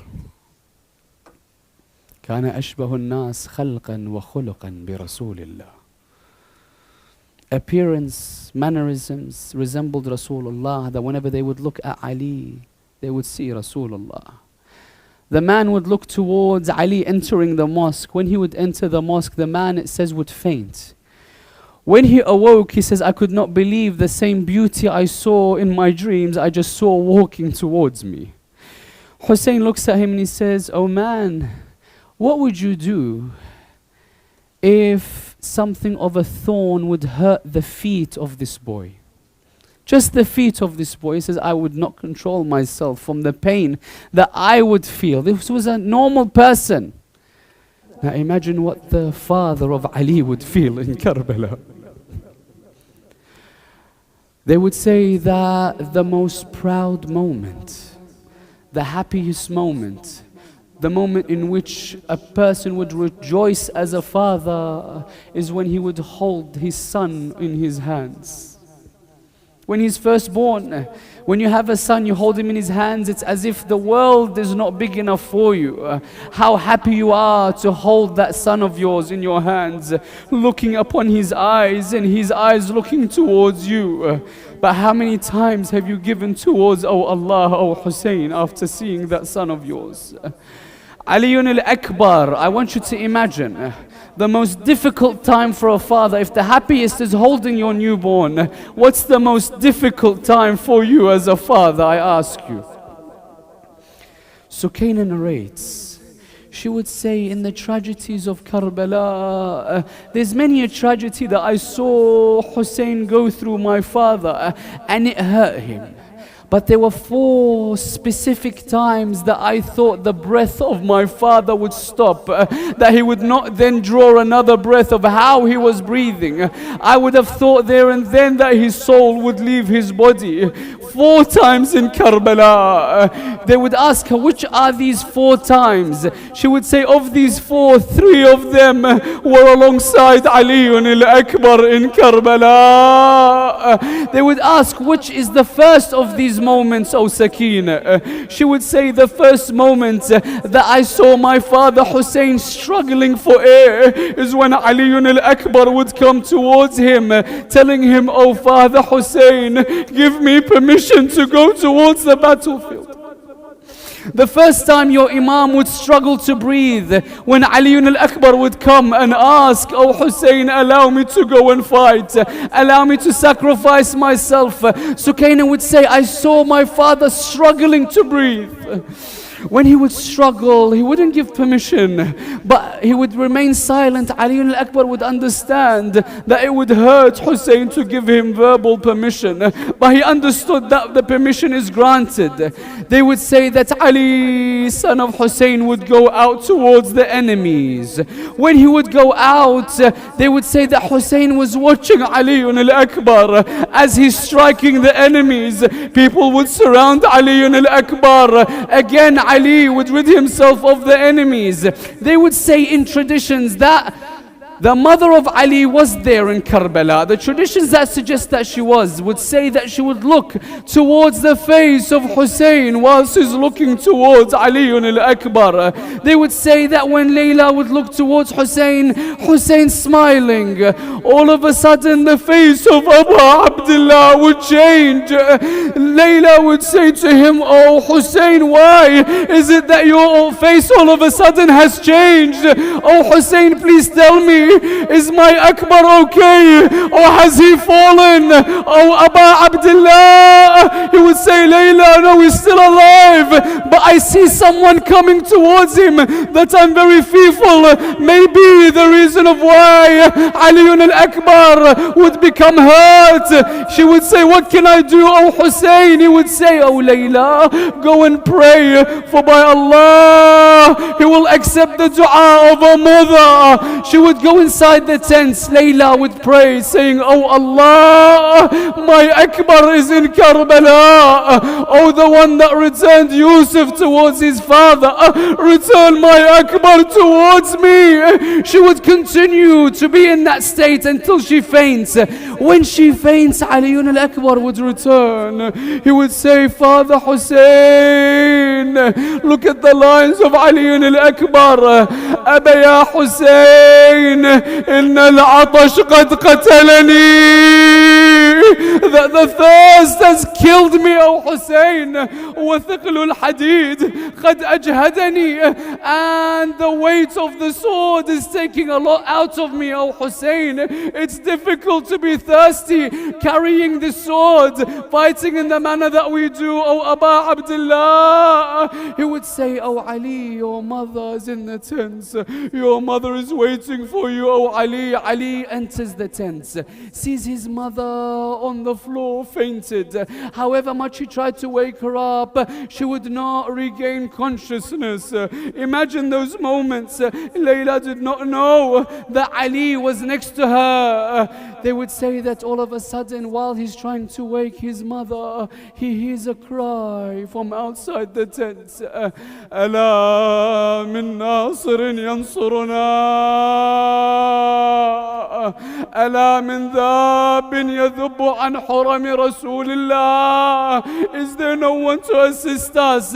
Is there no one to protect the family of Rasulullah? Ali al-Akbar, upon hearing this, he would rush out of the tent. He would say, Labbaik Aba Abdullah, I am here. Let me go and defend you. Before he goes, he asks Hussein one thing. He says, Aba ya Aba Abdullah, Aba ya Hussein, Ala min sharbati ma. Is there no water, O Hussein? I am very thirsty. You know what Hussein would say? He would say, my son, Ali, and this is a moment, by the way, when Ali asks Hussein, is there no water? Sakina would say, that is the second moment that I thought that Aba Abdullah's soul would leave his body, that his son would ask him for water. His son being thirsty in front of him, his son wanting from him, but he could not give him water. She would say, I heard his breathing change. I thought Hussein was going to die there and then. But he would say, oh Ali, look at my tongue. If there is any moisture, take it from it. You know what Ali al-Akbar would say? He would say, Father Hussein, oh Aba Abdullah, your tongue is drier than mine. Your tongue, O Hussein, is drier than mine. Then he would go towards the battlefield. All of a sudden, Hussein is seeing Ali al-Akbar fight. They would say that he would strike down 200 of the men. When he's striking, you'll find that he becomes tired. Of the people that approach Ali al-Akbar, under the watchful eye of Hussein, he sees someone from a distance coming towards Ali. He comes towards Ali with a spear. As Ali is fighting, they surround Ali al-Akbar, not allowing him to fight one-on-one. From every angle they're striking Ali. One man would take a spear and place it in the chest of Ali al-Akbar. Whilst he places the spear in the chest of Ali, Ali's head goes down to try to remove that spear. Whilst Ali's head goes down, a man brings a pole and he strikes the head of Ali al-Akbar. Ali falls on his horse. The traditions say he hugs the neck of the horse he was riding. But they would say the horse knew exactly where the mukhayyam of Aba Abdullah was. But the strike on the head of Ali was so severe that the blood would gush from the head of Ali al-Akbar, would cover the eyes of the horse. The horse, thinking is going towards the mukhayyam, instead it would go towards the army of Yazid. Whilst he enters the army, they would say that everyone would strike the body of Ali al-Akbar as the horse passes them. Imam al-Hussain would see Ali al-Akbar being struck by the enemies into pieces. He would see the embodiment of Rasulullah being struck into pieces. And the last moments of Ali, you know what he says? We understand when someone says, Assalamu alayka ya Aba Abdullah, Aba Abdullah has to reply to say, Wa alayka salam. Ali al-Akbar has knowledge of this. He doesn't say, Assalamu alayka ya Abati. He says, Alayka minni salam. Lest Hussein has to reply because of how thirsty Hussein was. He would say, Alayka minni salam. Aba ya Hussein. Ali falls towards the plains of Karbala on the sand. You know what the tradition says? The tradition says Imam al-Hussain runs out, runs. But Zainab tells him, hold on, Hussein, Hussein, where are you going? Oh, Aba Abdullah. He's saying, I'm going to attend the body of Ali al-Akbar. Zainab would say, Hussein, Ali is not this way. Hussein, Ali is the other way. Why? He would say, Zainab, do not blame me, for I do not see after Ali. He goes towards Ali al-Akbar. How many times did he fall? How many times did he pick himself up? They would say this very moment right now is one that the armies of Umar ibn Sa'ad would have to look away because they could not handle what's just about to happen. They would say that even Umar ibn Sa'ad would remain to cry seeing what Hussein was doing, so much so that he, with that heart that he had, the darkened heart, had to turn away because of the tragedy that's just about to happen. They would say when Hussein would reach the body of his son Ali al-Akbar, that he would lie side by side with Ali on the plains of Karbala in front of the enemies. He would lie side by side next to Ali al-Akbar. He would hug Ali. He would place his cheek on the cheek of Ali al-Akbar. He would say, على الدنيا بعدك العفا. What value does this world have after you, O Ali? They would say that Ali would smile for moments because he was thirsty, remember? But after that he would begin to cry. Hussein would ask Ali, why do you smile? Why do you cry? He would say, Father Hussein, I smile because now after I was thirsty in Karbala, Rasulullah has brought me water from Kawthar, that I am no longer thirsty, O Aba Abdullah. He would say, okay, then why is it that you cry? Oh, Ali al-Akbar, he says, after Rasulullah would give me the water, I'd look behind him, I'd see your mother Fatima. She would say, wa walada, wa ghariba, wa atshana. And she is slapping herself, oh my father.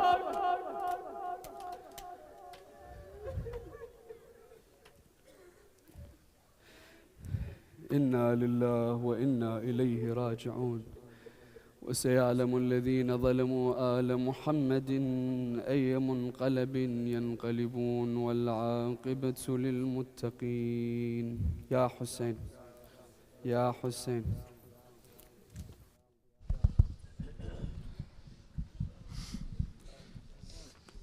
Akbar तुम्हें मालूम है क्या मांग रहे हो, तुम बाप से मरने की रिजा मांग रहे हो। अकबर तुम्हें मालूम है क्या मांग रहे हो, तुम बाप से मरने की रिजा मांग रहे हो। इस आलम में गुर्बत में तुम्हें जाने दूं कैसे, इस दश्ते मुसीबत में तुम्हें जाने दूं कैसे, इस वक्त कयामत में तुम्हें जाने दूं कैसे। ए लाल जो तुम इसने विगा मांग रहे हो,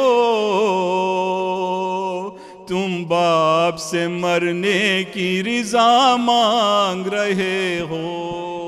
बाबा मुझे معلوم ہے کیا مانگ رہا ہوں، ایک باپ سے مرنے کی رضا مانگ رہا ہوں۔ بابا مجھے اماں نے بھی کچھ درس دیا ہے، آداب وفا سے مجھے آگاہ کیا ہے، پہلے میں مروں آپ سے وعدہ یہ لیا ہے، بس اس لیے مرنے کی رضا مانگ رہا ہوں، ایک باپ سے مرنے کی رضا مانگ رہا ہوں۔ اکبر تمہیں معلوم ہے کیا مانگ رہے ہو، ایک باپ سے مرنے کی رضا مانگ رہا ہوں۔ کیا گزرے گی اس باپ کے دل پر نہیں سوچا، تم نے یہ میری جان علی اکبر نہیں سوچا،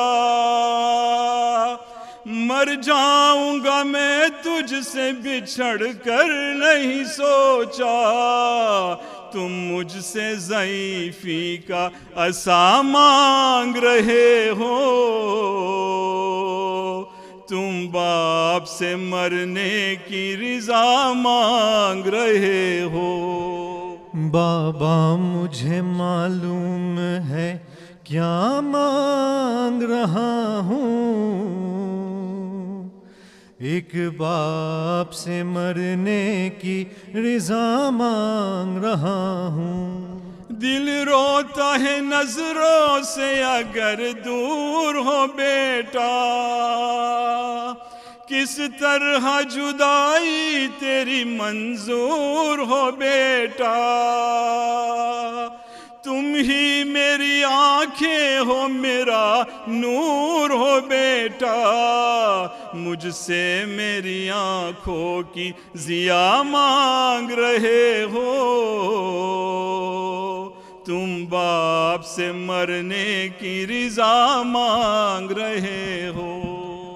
بابا مجھے معلوم ہے کیا مانگ رہا ہوں، ایک باپ سے مرنے کی رضا مانگ رہا ہوں۔ بابا مجھے احوال دل زار پتہ ہے سخت بہت منزل دشوار پتہ ہے، اور دین کا مشکل میں ہے سردار پتہ ہے، یوں آپ سے مرنے کی رضا مانگ رہا ہوں، ایک باپ سے مرنے کی رضا مانگ رہا ہوں۔ اکبر تمہیں معلوم ہے کیا مانگ رہے ہو، ایک باپ سے مرنے کی رضا مانگ رہا ہوں۔ یا حسین یا حسین،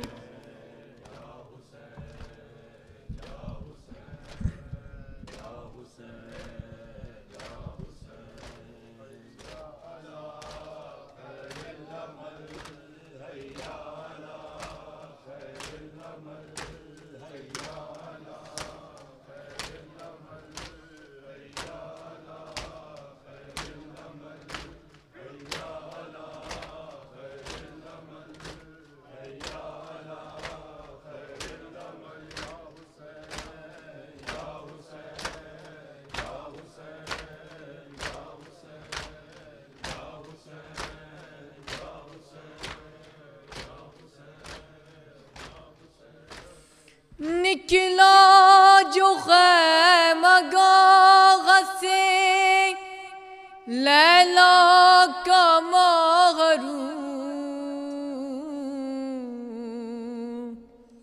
بیٹی علی کی اشکوں سے کرنے لگی وضو لہرا رہی تھی برچھیاں لہرا رہی تھی برچھیاں مقتل میں چار سو اکبر سے کہہ رہے تھے شہ تشنہ گلو جو حال دل کا ہے جو حال دل کا ہے نہ سنو گے حسین سے جاتے ہوئے گلے نہ ملو گے حسین سے جاتے ہوئے گلے نہ ملو گے حسین سے جاتے ہوئے گلے نہ ملو سے جاتے ہوئے گلے نہ ملو گے حسین سے جاتے ہوئے گلے تم جا رہے ہو چلتی ہے سینے پہ برچھیاں کس طرح جانے دوں تمہیں نیزوں کے درمیان آئے نہ زخم چاند سے سینے پہ میری جان جانے پہ درد ہوا جانے پہ درد بھی نہ لوگے حسین سے جاتے ہوئے گلے نہ ملوگے حسین سے جاتے ہوئے گلے جاتے ہو جاؤ تم کو مگر یہ رہے خیال سینے کے سامنے سے نہ ہرگز ہٹے یہ ڈھال نیزہ کوئی کلیجے پہ آئے نہ میرے لال تم حال دل بھی کہے تم حال دل بھی کہے نہ سکو گے حسین سے جاتے ہوئے گلے نہ ملو گے حسین سے جاتے حسین سے جاتے ہوئے گلے نہ ملو تنہا ہو تم یہاں تو وہاں لاکھوں اشکیاں پیاسی تمہاری خون کی ہے بانی جفا ایک شور ہے کہ آتا ہے ہم شکل مصطفیٰ اے چاند بدلیوں اے چاند بدلیوں میں چھپو گے حسین سے جاتے ہوئے گلے نہ ملو گے جاتے ہوئے گلے نہ ملو گے حسین سے جاتے ہوئے گلے خیمے کا پردہ اٹھتا ہے گرتا ہے بار بار کس طرح آئے ماں کو پھوپھی کو تیری قرار چوکھٹ پہ بیٹھی صغرا بھی کرتی ہے انتظار ہم خط میں کیا لکھیں ہم خط میں کیا لکھیں نہ کہو گے حسین سے جاتے ہوئے گلے نہ ملو گے حسین سے جاتے ہوئے سے جاتے ہوئے گلے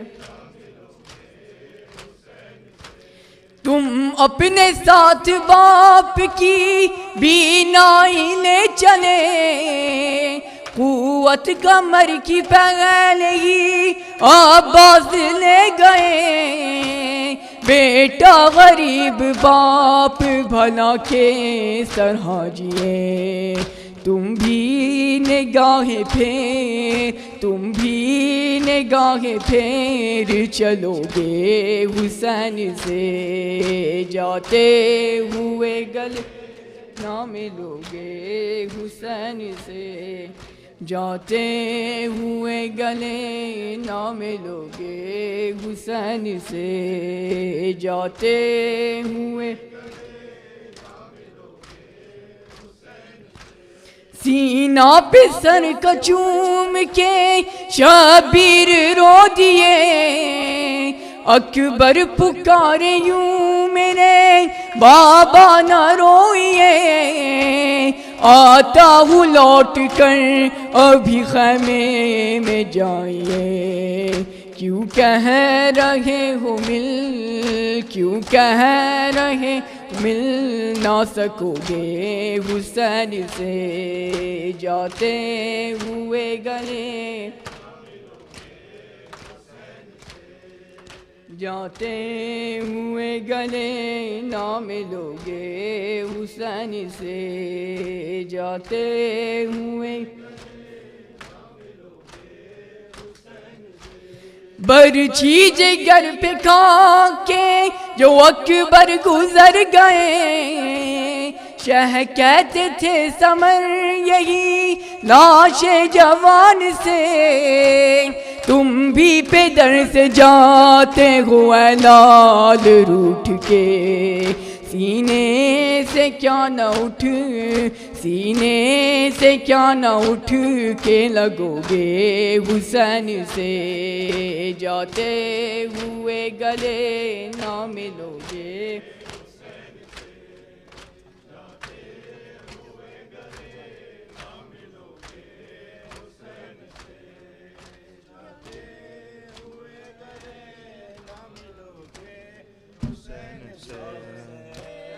یا حسین یا حسین یا حسین یا حسین یا حسین یا حسین یا حسین یا حسین یا حسین یا حسین، اکبر کا لہو شہ کی آباد تک پہنچ گیا، اکبر کا لہو شہ کی آباد تک پہنچ گیا، اکبر کا لہو شہ کی آباد تک پہنچ گیا، اکبر کا لہو شہ کی آباد تک پہنچ گیا، اکبر کا لہو شہ کی آباد پہنچ گیا، اکبر کا لہو شہ کی آباد تک پہنچ گیا، ستارے سے وہ ماں کی، دس ستارے سے وہ ماں کی ردا تک پہنچ گیا، اکبر کا لہو شہ کی آباد تک پہنچ گیا، اکبر کا لہو شہ کی آباد تک پہنچ گیا، ایسے گری ہے خیمے میں اکبر کی لاش پر، ایسے گری ہے خیمے میں اکبر کی لاش پر، زینب کا خون خاکے، زینب کا خون خاکے شفا تک پہنچ گیا، اکبر کا لہو شہ کی آباد تک پہنچ گیا، اکبر کا لہو شہ کی آباد تک پہنچ گیا، اکبر کا لہو شہ کی آباد تک پہنچ گیا، لیلا یہ رک کہتی تھی اکبر کہاں ہو تم، لیلا یہ روک کہتی تھی اکبر کہاں ہو تم، کا ہاتھ میری ظالم کا ہاتھ میری ردا تک پہنچ گیا اکبر کا لہو شیخ آبا تک پہنچ گیا اکبر کا لہو شیخ آبا تک پہنچ گیا ہے آواز رن سے آئی کہ بابا میں گر پڑا ہے آواز رن سے آئی کہ بابا میں گر پڑا گرتا ہوا حسین گرتا ہوا حسین صدا تک پہنچ گیا ہے آواز رن سے آئی کہ بابا میں گر پڑا ہے آواز رن سے آئی کہ بابا میں گر پڑا گرتا ہوا حسین گرتا ہوا حسین صدا تک پہنچ گیا اکبر کا لہو شیخ کی آبا تک پہنچ گیا اکبر کا لہو شیخ کی آبا تک پہنچ گیا سینے میں نیز توڑ کے کہتا تھا یہ لعین سینے میں نیز توڑ کے کہتا تھا یہ لعین دیکھو حسین اپنی دیکھو حسین اپنی قضا تک پہنچ گیا اکبر کا لہو شیخ کی آبا تک پہنچ گیا اکبر کا لہو شیخ کی آبا تک پہنچ گیا اکبر کا لہو شیخ کی آبا تک اکبر کا لہو شیخ کی آبا تک پہنچ گیا مولا ضعیف ہو گئے کچھ دیر میں مگر مولا ضعیف ہو گئے کچھ دیر میں مگر اکبر کا لاشال اکبر کا لاشال آبا تک پہنچ گیا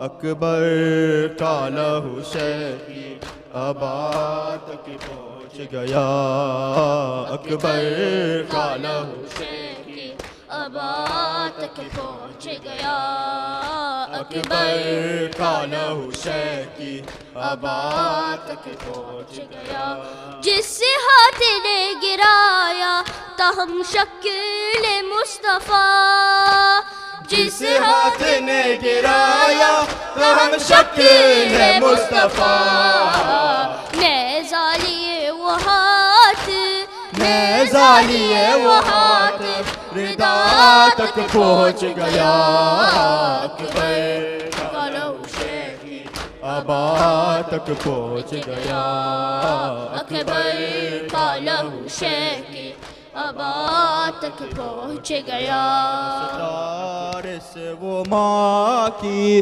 دستار سے وہ ماں کی ردا تک پہنچ گیا اکبر کا لہو شیخ کی آبا تک پہنچ گیا اکبر کا لہو شیخ کی آبا تک پہنچ گیا ایسے گری ہے خیمے میں اکبر کی لاش پر ایسے گری ہے خیمے میں اکبر کی لاش پر زینب کا خون خاک زینب کا خون خاک شفا تک پہنچ گیا اکبر کا لہو شیخ کی آبا تک پہنچ گیا. اکبر کالا شکی آبا تک پہنچ گیا.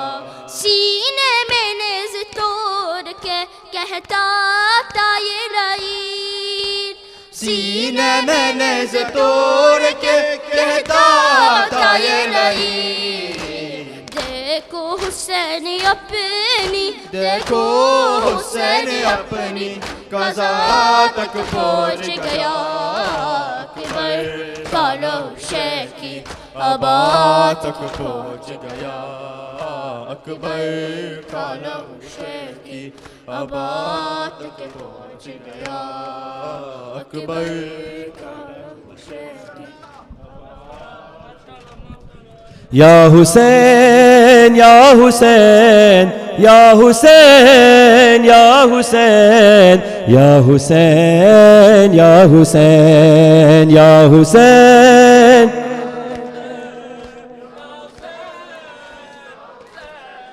یا حسین یا حسین یا حسین یا حسین. بسم اللہ. یا حسین یا حسین، حسین بادشاہ، حسین شہنشاہ، حسین بادشاہ، حسین شہنشاہ، حسین دی پناہ. حسین یا حسین یا حسین یا حسین، حسین یا حسین یا حسین یا حسین یا حسین یا حسین یا حسین یا حسین یا حسین یا حسین یا حسین. جی ماشاءاللہ. یا حسین یا حسین یا حسین. ماشاءاللہ بلند آواز سے یا حسین.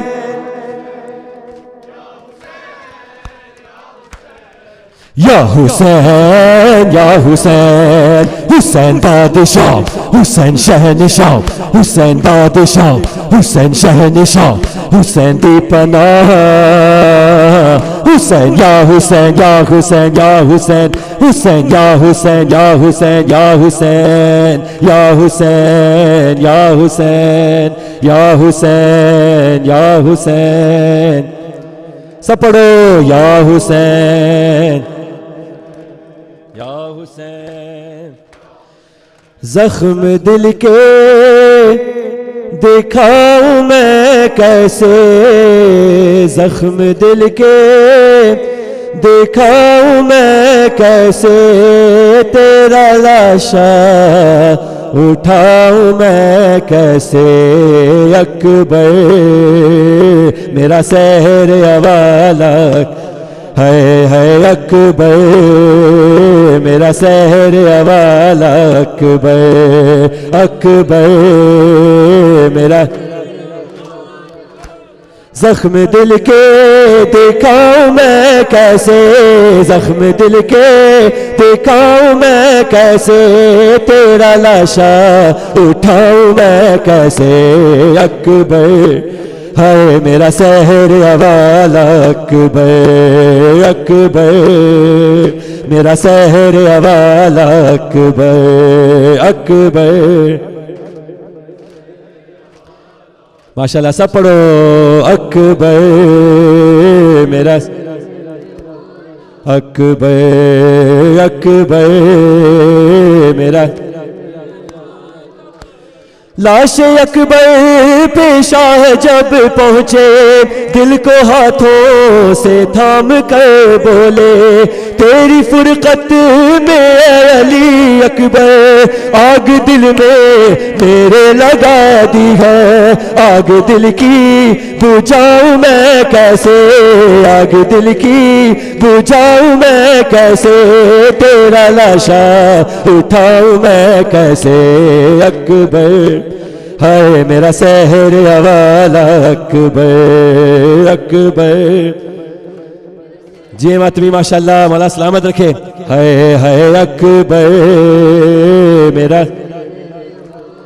اکبر اکبر میرا سحر.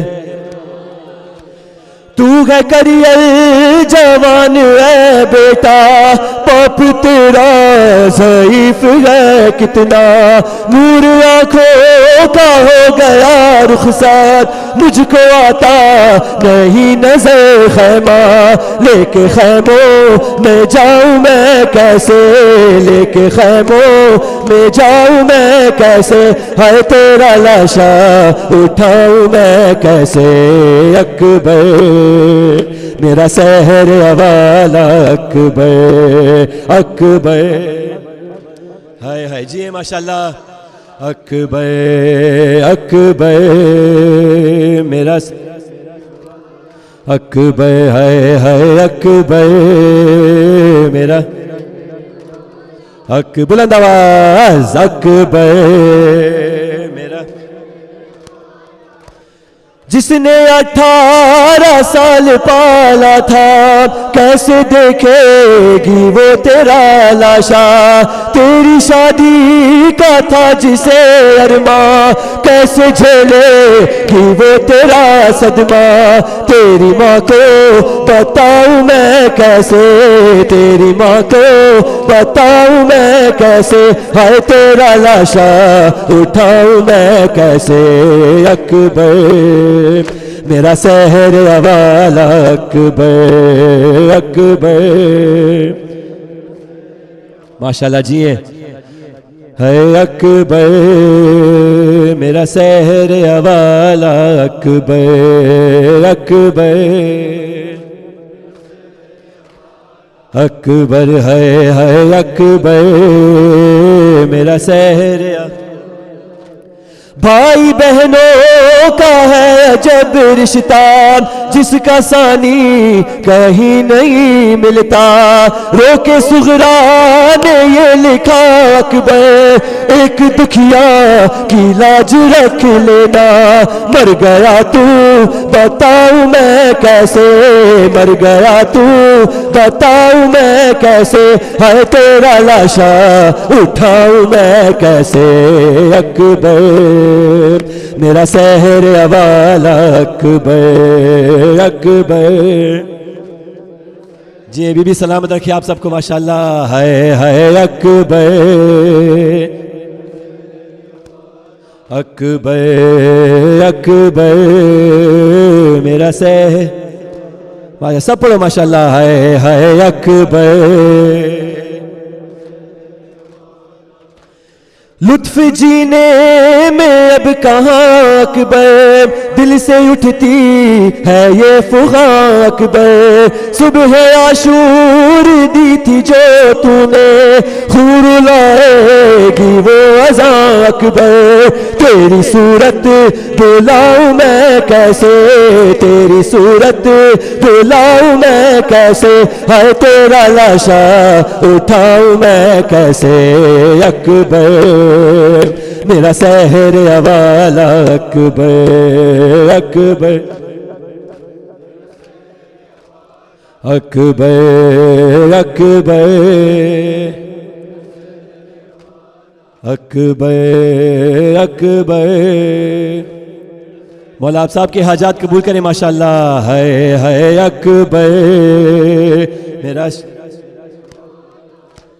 لاش اکبر پیشہ جب پہنچے، دل کو ہاتھوں سے تھام کر بولے، تیری فرقت میں علی اکبر، آگ دل میں میرے لگا دی ہے، آگ دل کی بجھاؤں میں کیسے، آگ دل کی بجھاؤں میں کیسے، ہے تیرا لاشا اٹھاؤں میں کیسے، اکبر میرا سحر والا اکبر، اکبر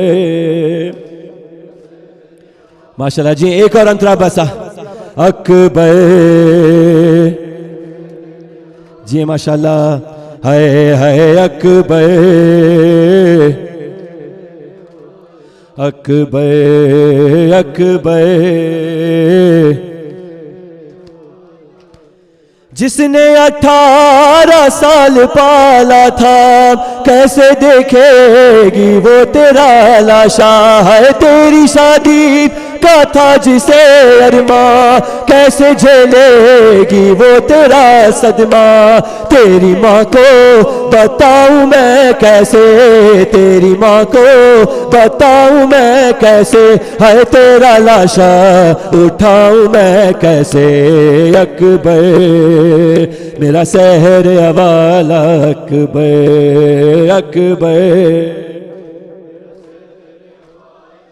ماشاءاللہ اکبر میرا اکبر اکبر ہاں شبیر کی وہ لاڈلی شب بلند آواز شبیر کی وہ لاڈلی شب ہاں سینے پہ جو شاہ کے پلیسی ہاں جس کی ابا بن میں جلی جس کی ابا ہم پر تما جو کے نشان مولا حق امام یا حسن یا حسین مولا حق امام یا حسن مولا حق امام یا حسن یا حسین یا حسین یا حسین ہاں وہ زینب و کلثوم تھی وہ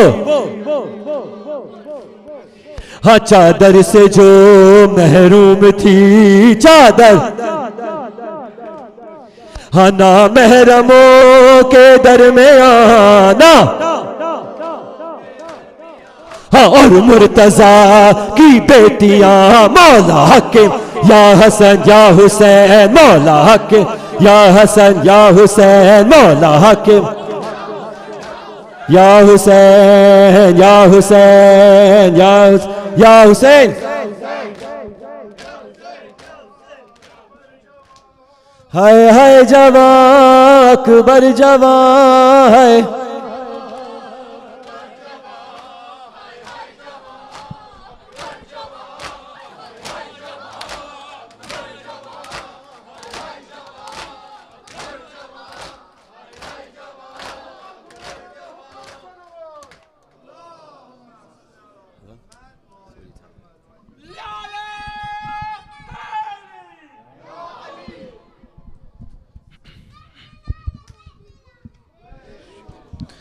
إن الله وملائكته يصلون على النبي يا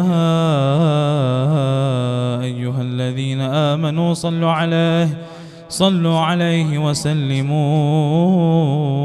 تسليما صل على الله أكبر الله أكبر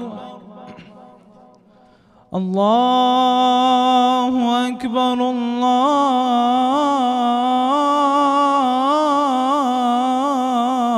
الله أكبر أشهد أن لا إله إلا الله أشهد أن لا إله إلا الله أشهد أن محمد رسول الله أشهد أن محمد رسول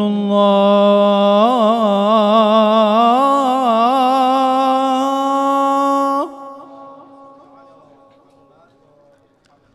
أشهد أن أمير المؤمنين وإمام المتقين عليا حجة الله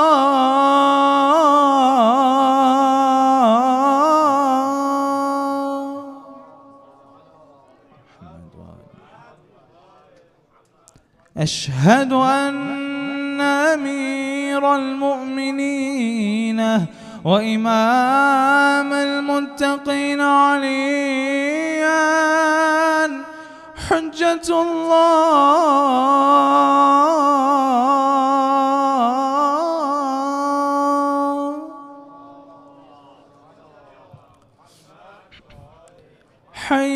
الصلاة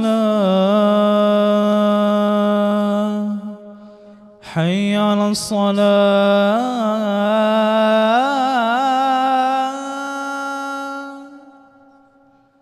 حي على الفلاح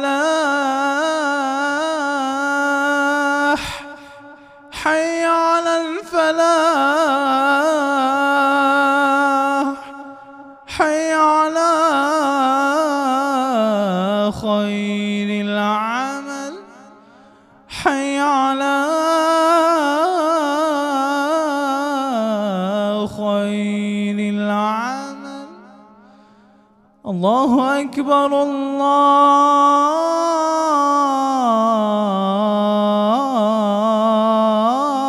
الله أكبر لا إله إلا الله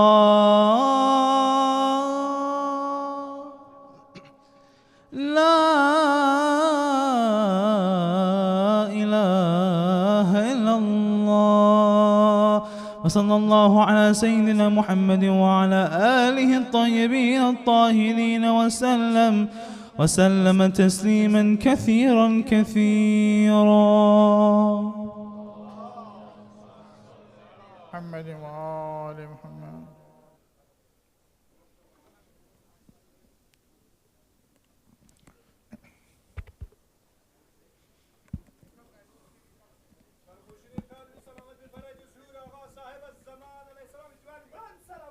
اللهم صل على محمد وآله. Can you kindly fill the gaps for the ladies' connection, please, Ahsan?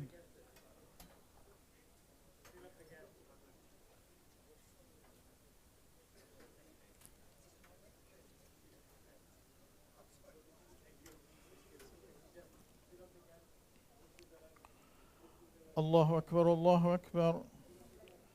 أشهد أن لا إله إلا الله أشهد أن لا إله إلا الله أشهد أن محمدا رسول الله. اللهم صل على محمد وآل محمد. أشهد أن محمدا رسول الله. اللهم صل على محمد وآل محمد.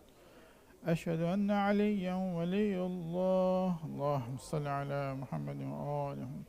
أشهد أن عليا حجة الله. اللهم صل على محمد وآل محمد. هيا على الصلاة هيا على الصلاة هيا على الفلاح هيا على الفلاح هيا على خير العمل هيا على خير العمل. قد قامت الصلاة قد قامت الصلاة. الله أكبر والله أكبر.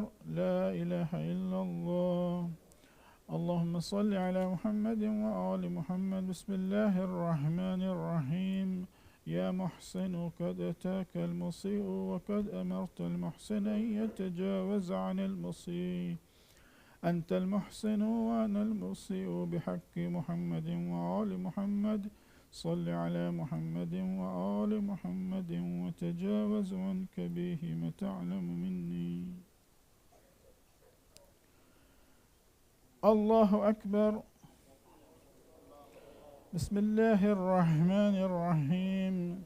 الحمد لله رب العالمين الرحمن الرحيم مالك يوم الدين. إياك نعبد وإياك نستعين. اهدنا الصراط المستقيم صراط الذين أنعمت عليهم غير المغضوب عليهم ولا الضالين. الحمد لله رب العالمين. بسم الله الرحمن الرحيم. إنا أعطيناك الكوثر فصل لربك وانحر إن شانئك هو الأبتر. الله أكبر. سبحان ربي العظيم وبحمد ربي. صل على محمد وآل محمد. سمع الله لمن حمده. الله أكبر. سبحان ربي الأعلى وبحمد ربي. صل على محمد وآل محمد. الله أكبر. أستغفر الله. الله أكبر. سبحان ربي الأعلى وبحمد ربي. صل على محمد وآل محمد. الله أكبر. بحول الله وقوته أقوم وأقعد. بسم الله الرحمن الرحيم. الحمد لله رب العالمين الرحمن الرحيم مالك يوم الدين إياك نعبد وإياك نستعين اهدنا الصراط المستقيم صراط الذين أنعمت عليهم غير المغضوب عليهم ولا الضالين. بسم الله الرحمن الرحيم. قل هو الله أحد الله الصمد لم يلد ولم يولد ولم يكن له كفوا أحد كذلك الله ربي. الله أكبر. اللهم صل على محمد وآل محمد أفضل ما صليت وباركت على إبراهيم وآل إبراهيم إنك حميد مجيد. اللهم صل على محمد وآله في كل وقت وكل آن وعلى كل حال. الله أكبر. سبحان ربي العظيم وبحمد ربي صل على محمد وآل محمد. سمع الله لمن حمده. الله أكبر. سبحان ربي الأعلى وبحمد ربي صل على محمد وآل محمد. الله أكبر. أستغفر الله. الله أكبر. سبحان ربي الأعلى وبحمد ربي صل على محمد وآل محمد. الله أكبر. أشهد أن لا إله إلا الله وحده لا شريك له وأشهد أن محمدا عبده ورسوله. اللهم صل على محمد وآل محمد بحول الله وقوته أقوم وأقعد.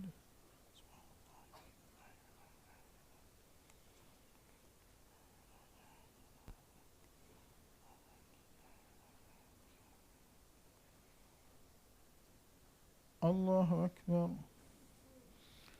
سبحان ربي العظيم وبحمد ربي صل على محمد وآل محمد.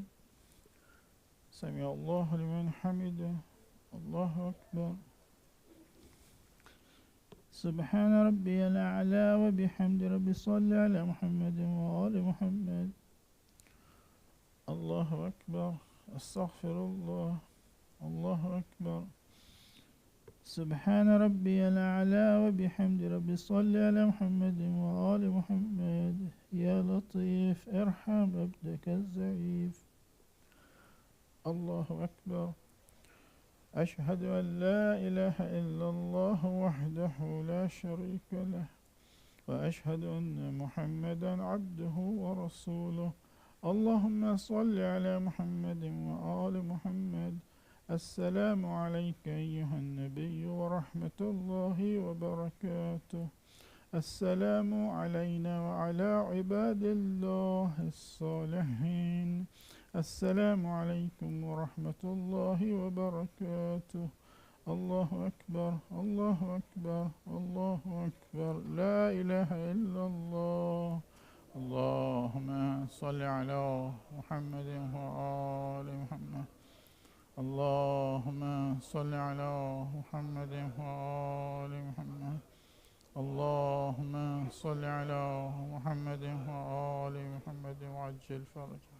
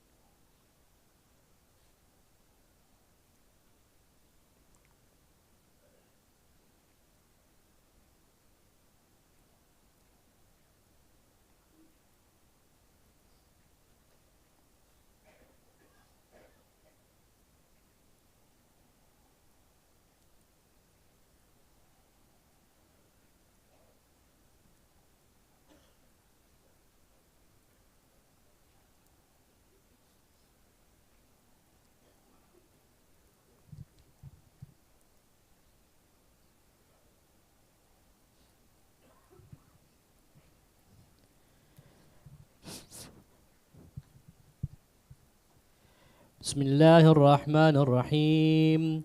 اللهم إني أسألك موجبات رحمتك وعزائم مغفرتك والنجاة من النار ومن كل بلية والفوز بالجنة والرضوان في دار السلام وجوار نبيك محمد عليه وآله السلام.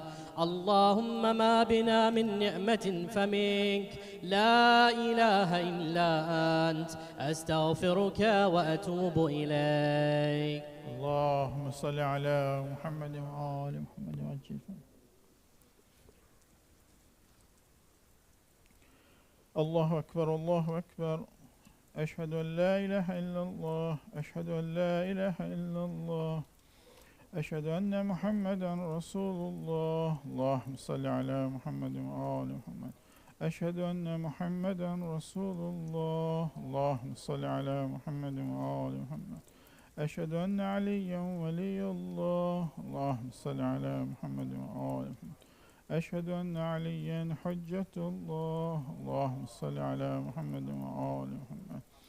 هيا على الصلاة، هيا على الصلاة، هيا على الفلاح، هيا على الفلاح، هيا على خير العمل، هيا على خير العمل. قد قامت الصلاة، قد قامت الصلاة. الله أكبر الله أكبر. لا إله إلا الله. استغفر الله ربي وأتوب إليه. الله أكبر. بسم الله الرحمن الرحيم. الحمد لله رب العالمين، الرحمن الرحيم، مالك يوم الدين. إياك نعبد وإياك نستعين. اهدنا الصراط المستقيم، صراط الذين أنعمت عليهم غير المغضوب عليهم ولا الضالين. بسم الله الرحمن الرحيم. إنا أنزلناه في ليلة القدر، وما أدراك ما ليلة القدر. ليلة القدر خير من 1000 شهر. تنزل الملائكة والروح فيها بإذن ربهم من كل أمر سلام، حتى مطلع الفجر. الله أكبر. سبحان ربي العظيم وبحمد ربي. صل على محمد وآل محمد. سمع الله لمن حمده. الله أكبر. سبحان ربي الأعلى وبحمد ربي. صل على محمد وآل محمد. الله أكبر. أستغفر الله. الله أكبر. سبحان ربي الأعلى وبحمد ربي. صل على محمد وآل محمد. الله أكبر. بحول الله وقوته يقوم ويقعد. بسم الله الرحمن الرحيم. الحمد لله رب العالمين، الرحمن الرحيم، مالك يوم الدين. إياك نعبد وإياك نستعين. اهدنا الصراط المستقيم، صراط الذين أنعمت عليهم غير المغضوب عليهم ولا الضالين. بسم الله الرحمن الرحيم. قل هو الله أحد، الله الصمد، لم يلد ولم يولد ولم يكن له كفوا أحد. كذلك الله ربي. الله أكبر. اللهم لعن أول ظالم ظلم حق محمد وآل محمد وآخر تابع له على ذلك. اللهم لعن العصابة التي جاهدت الحسين وشايت وبايت وتابت على قتله. اللهم لعنهم جميعا. اللهم صل على محمد وآل محمد وعجل فرجهم وأهلك أعداهم. الله أكبر. سبحان ربي العظيم وبحمد ربي. صل على محمد وآل محمد. سمع الله لمن حمده. الله أكبر. سبحان ربي الأعلى وبحمد ربي صل على محمد وآل محمد. الله أكبر. أستغفر الله. الله أكبر. سبحان ربي الأعلى وبحمد ربي صل على محمد وآل محمد. الله أكبر. أشهد أن لا إله إلا الله وحده لا شريك له وأشهد أن محمدا عبده ورسوله. اللهم صل على محمد وآل محمد بحول الله وقوته يقوم ويقعد.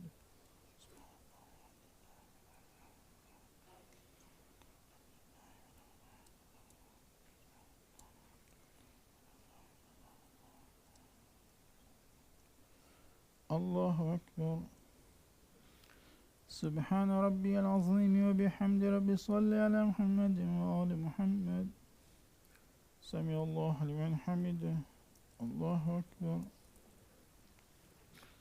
سبحان ربي الأعلى وبحمد ربي صل على محمد وآل محمد. الله أكبر. أستغفر الله. الله أكبر.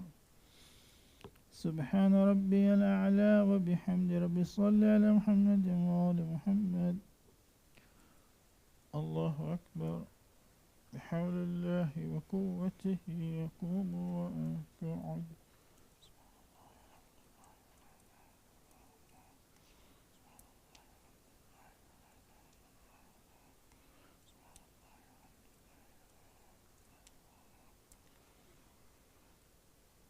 الله أكبر.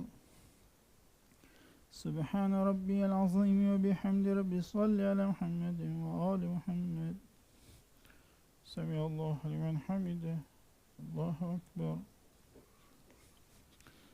سبحان ربي الأعلى وبحمد ربي صل على محمد وآل محمد. الله أكبر. أستغفر الله ربي وأتوب إليه. الله أكبر.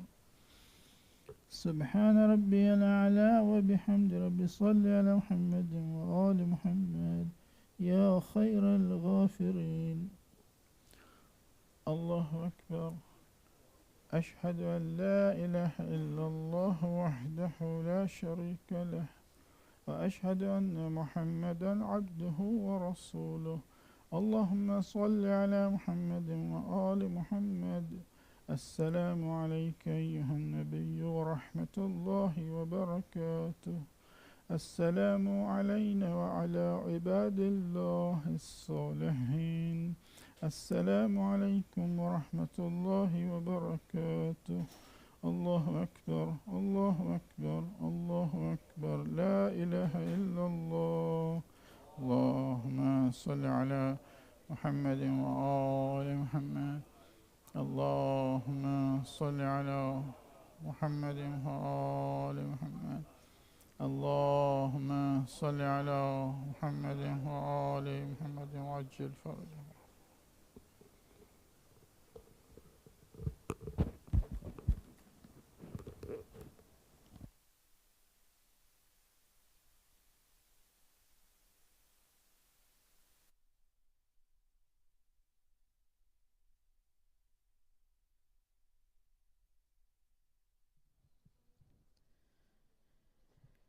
بسم الله الرحمن الرحيم. اللهم إنه ليس لي علم بموضع رزقي وإنما أتلب بخطرات تخطر على قلبي فأجول في طلب البلدان فأنا فيما أنا طالب كالحيران لا أدري في سحل هو أم في جبل أم في أرض أم في سماء أم في بر أم في بحر وعلى يدي من ومن قبل من وقد علمت أنه علم عندك وأسبابه بيدك وأنت الذي تقسمه بلطفك وتسببه برحمتك.